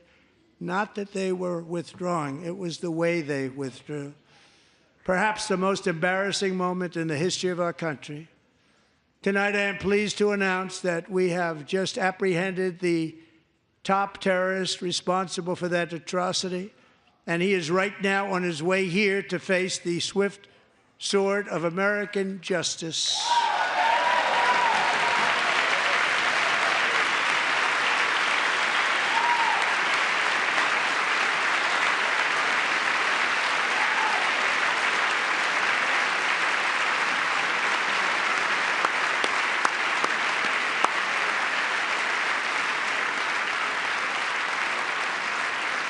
And I want to thank especially the government of Pakistan for helping arrest this monster. This was a very momentous day for those 13 families who I actually got to know very well, most of them, whose children were murdered, and the many people that were so badly, over 42 people, so badly injured on that fateful day in Afghanistan. What a horrible day. Such incompetence was shown that when Putin saw what happened, I guess he said, wow, maybe this is my chance. That's how bad it was. Should have never happened. Grossly incompetent people. I spoke to many of the parents and loved ones, and they're all in our hearts tonight. Just spoke to them on the phone. We had a big call every one of them called, and everybody was on the line, and they did nothing but cry with happiness. They were very happy, as happy as you can be under those circumstances. Their child, brother, sister, son, daughter was killed for no reason whatsoever. In the Middle East, we're bringing back our hostages from Gaza. In my first term, we achieved one of the most groundbreaking peace agreements in generations, the Abraham Accords.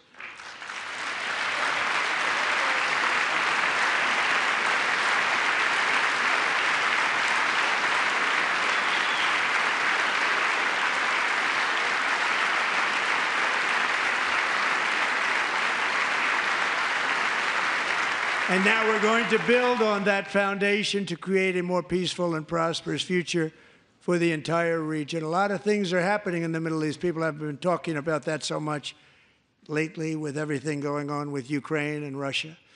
But a lot of things are happening in the Middle East. It's a rough neighborhood, actually. I'm also working tirelessly to end the savage conflict in Ukraine. Millions of Ukrainians and Russians have been needlessly killed or wounded in this horrific and brutal conflict with no end in sight. The United States has sent hundreds of billions of dollars to support Ukraine's defense with no security, with no anything.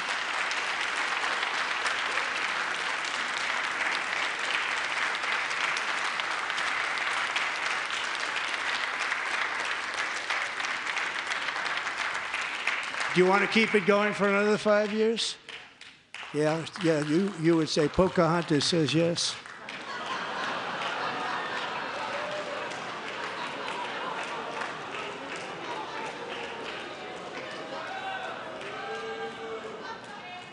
$2,000 people are being killed every single week. More than that. They're Russian young people. They're Ukrainian young people. They're not Americans. But I want it to stop. Meanwhile, Europe has sadly spent more money buying Russian oil and gas than they have spent on defending Ukraine, by far. Think of that. They've spent more buying Russian oil and gas than they have defending. And we've spent perhaps $350 billion, like taking candy from a baby. That's what happened. And they've spent $100 billion. What a difference that is. And we have an ocean separating us, and they don't. But we're getting along very well with them, and lots of good things are happening. Biden has authorized more money in this fight than Europe has spent by billions and billions of dollars. It's hard to believe that they wouldn't have stopped it and said, at some point, come on, let's equalize. You got to be equal to us. But that didn't happen. Earlier today, I received an important letter from President Zelensky of Ukraine. The letter reads, Ukraine is ready to come to the negotiating table as soon as possible to bring lasting peace closer. Nobody wants peace more than the Ukrainians, he said. My team and I stand ready to work under President Trump's strong leadership to get a peace that lasts. We do really value how much America has done to help Ukraine maintain its sovereignty and independence. Regarding the agreement on minerals and security, Ukraine is ready to sign it at any time that is convenient for you. I appreciate that he sent this letter, just got it a little while ago. Simultaneously, we've had serious discussions with Russia and have received strong signals that they are ready for peace. Wouldn't that be beautiful? Wouldn't that be beautiful?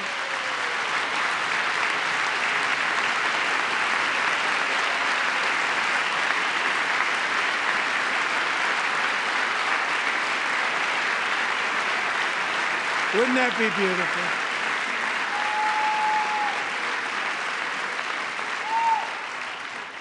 It's time to stop this madness. It's time to halt the killing. It's time to end this senseless war. If you want to end wars, you have to talk to both sides. Nearly 4 years ago, amid rising tensions, a history teacher named Mark Fogel was detained in Russia and sentenced to 14 years in a penal colony. Rough stuff. The previous administration barely lifted a finger to help him. They knew he was innocent, but they had no idea where to begin. But last summer, I promised his 95-year-old mother, Malphine, that we would bring her boy safely back home. After 22 days in office, I did just that, and they are here tonight.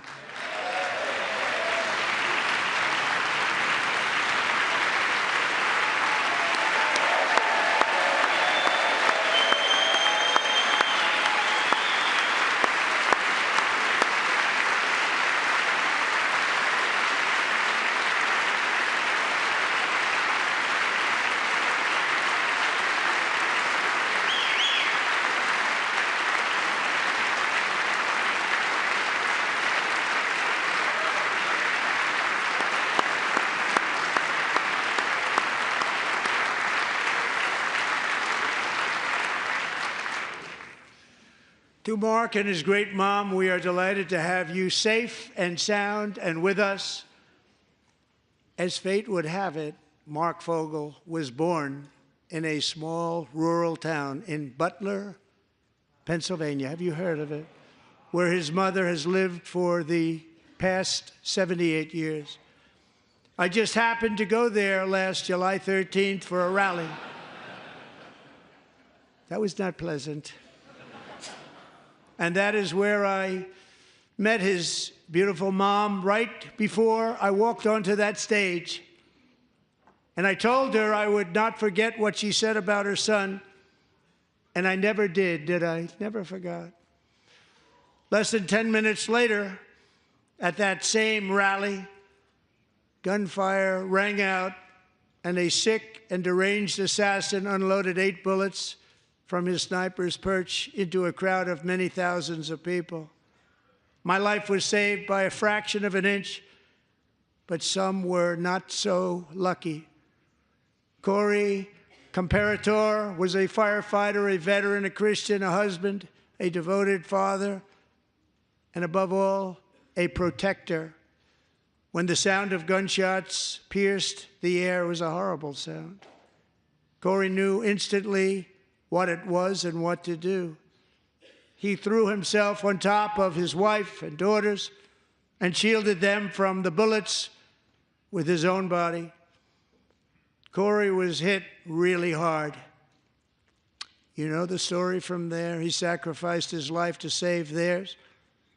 2 others, very fine people, were also seriously hit. But thankfully, with the help of 2 great country doctors, we thought they were gone, and they were saved. So those doctors had great talent. We're joined by Corey's wife, Helen, who was his high school sweetheart, and their 2 beloved daughters, Allison and Kaylee. Thank you.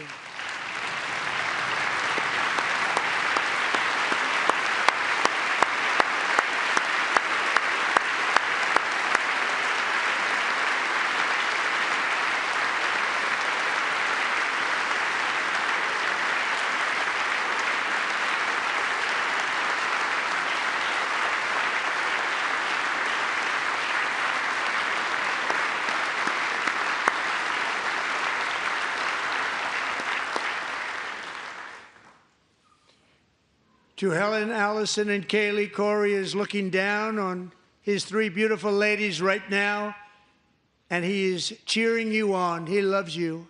He is cheering you on. Corey was taken from us much too soon, but his destiny was to leave us all with a shining example of the selfless devotion of a true American patriot. It was love like Corey's that built our country, and it's love like Corey's that is going to make our country more majestic than ever before. I believe that my life was saved that day in Butler for a very good reason. I was saved by God to make America great again. I believe that. Thank you. Thank you.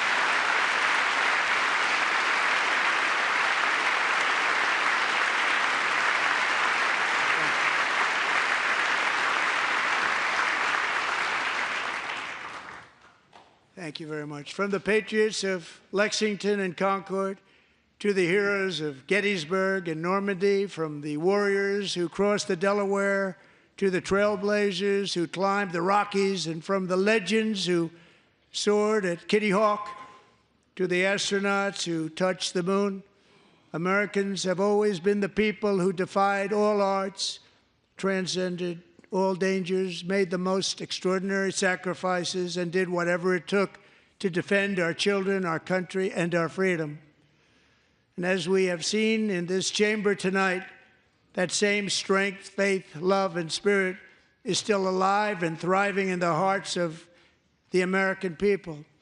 Despite the best efforts of those who would try to censor us, silence us, break us, destroy us, Americans are today a proud, free, sovereign, and independent nation that will always be free, and we will fight for it till death. We will never let anything happen to our beloved country, because we are a country of doers, dreamers, fighters, and survivors.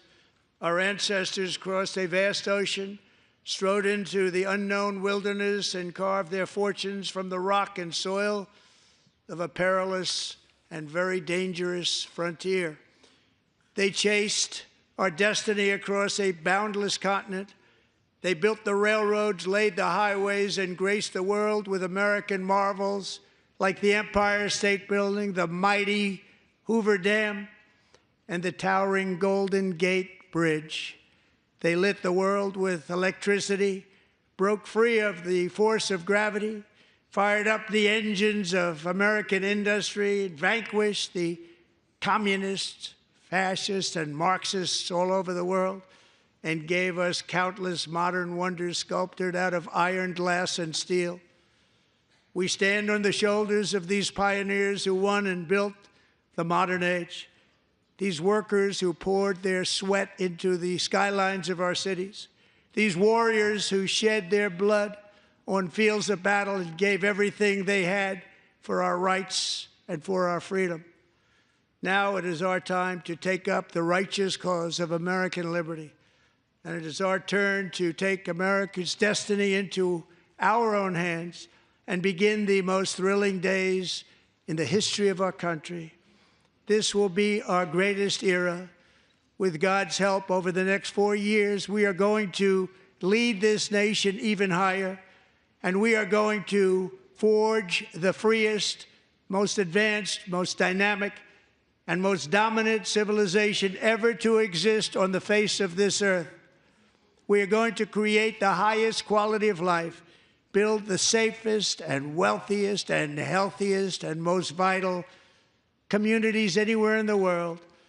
We are going to conquer the vast frontiers of science, and we are going to lead humanity into space and plant the American flag on the planet Mars and even far beyond.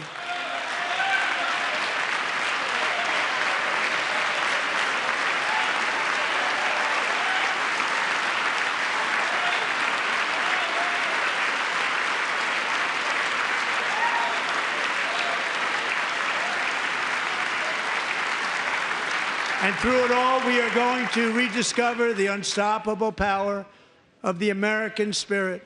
And we are going to renew unlimited promise of the American dream. Every single day, we will stand up and we will fight, fight, fight for the country our citizens believe in and for the country our people deserve.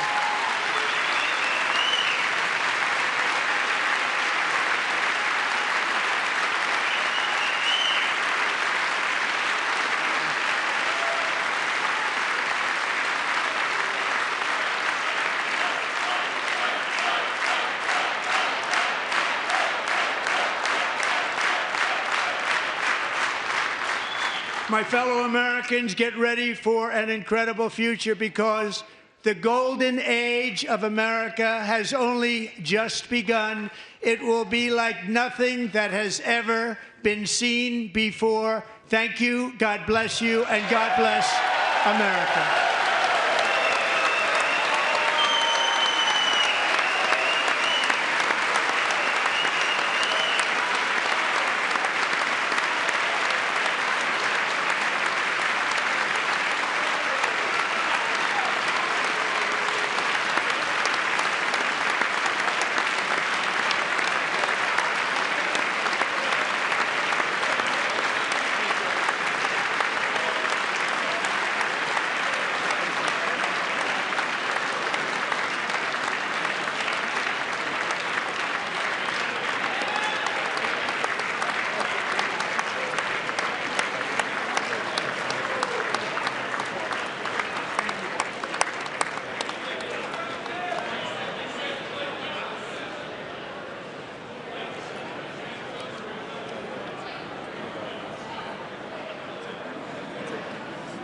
Thank you very much. Great job. Thank you. Great honor. Thank you. Thank you. Get this place going, all right? Thank you very much. Great honor. Thank you. Thank you, Mr. President. Thank you very much.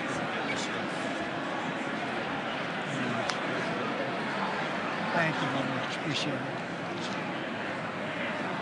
Thank you. I see you soon. Teaching young people to love and well, I'm trying to. Great guy. Thank you. That's your favorite. Thank you. Thank you. Thank you very much. Appreciate it. Howard. Thank you again. Thank you again. Won't forget. So good. Yeah, it's good. So good, sir. Thank you. Terrific, Mr. Really terrific. Really outstanding. Thanks. Thank you. Yes, sir. Thank you. Good job, Mr. President. Thanks. Great, not just great. President, one of your best speeches. Thanks again, Mr. President. Thank you, Mr. President. Thanks for the phone call last night, too. Thank you. You know that. Thank you very much. I'll do it. Just give me the information.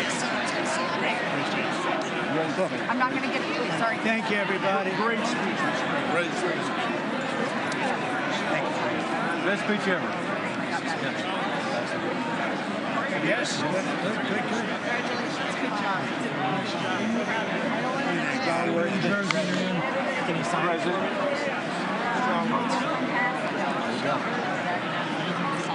President Roger Williams, thanks for the call. I love Roger Williams. Thank you. You don't have to introduce yourself. Thank you, sir. Mr. President. I know you better than you do, Roger. Thank you so much. My great baseball player. America Good is- job. Great job you're doing. America is back. Thank you so much, Welcome you Mr. back to President. Pennsylvania anytime, sir. They stood for. Thank you all. They stood for another country, not our country. That was phenomenal. It's sir. hard to believe, isn't it? That was fantastic, sir. That was Thank you very much. Thank you. quick selfie. Mr. President. Good job, Mr. President. Good job. Thank you so much. Great speech, sir. Great speech. Yes, sir. President back to Pennsylvania. Oh, they're just careful. I was standing on absolutely. Oh, good. How you doing? All right? Did you get a chance to shake his hand earlier? Do you want me to get a picture and shake his hand or anything? You're good. Thank you very much. Let's do biofilm. Thank you, darling. Great, sir. Thank you. I love you. Best speech on the floor ever. Yeah, it was so good. Thank you. So good. Hey, you rocked it, Mr. President. We're with you. 100%. Crushed. Thank you. Really good. Congratulations. President. Best speech ever. Thank you. Fantastic. Mr. President, that was a great speech. That was awesome. God bless you. It was. Thank you. Great job. Let's go. Get down to that. You get down. Good luck. Yes, sir. Thank you. It's so great. Thank you, everybody. Good job. Thank you for mentioning God needs to help us. Thank you, Mr. President. True. Mr. President. Incredible. Thank you. Thank you. Great speech.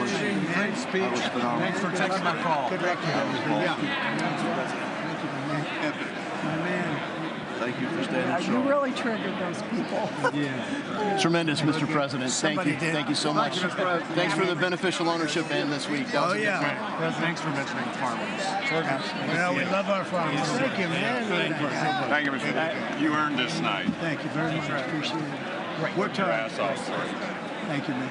Proud of you. Thank you, Mr. President. Thank you so much. Thank you. Great again, brother. Thank you. You endorsed me. I'm here for you. I did indeed. You better believe it. Very well I done, did a good sir. endorsement. President, home run. Thank you very much. job. You killed it. Thank you, Mr. President. Thank you, everybody. You did great. Thank you. Good job. Thank you. Great to see you. Slam dunk. You're doing good. Thank you, sir. You did amazing, per usual. Thank you. I'll see you. Thank you. Yes, sir. Thank you. Go cheese. Thank you. Love you, Mr. President. Yes.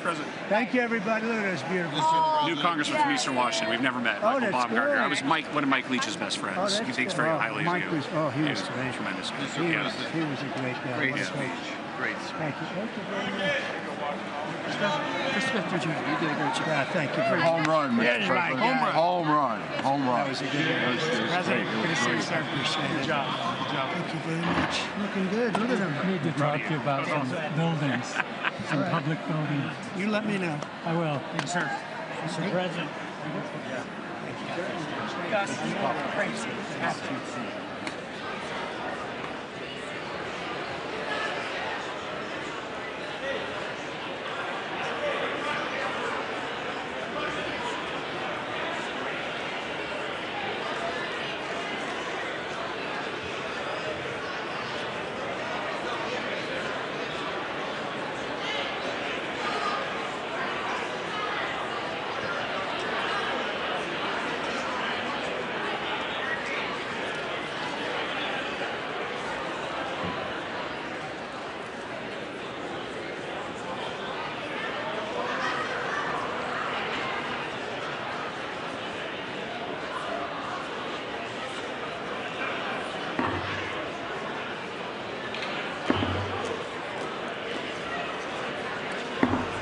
The House will be in order.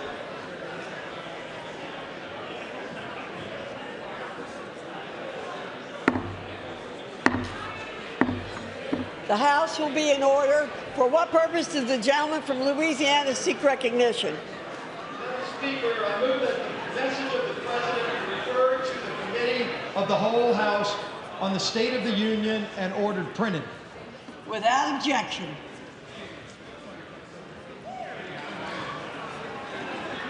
Does it?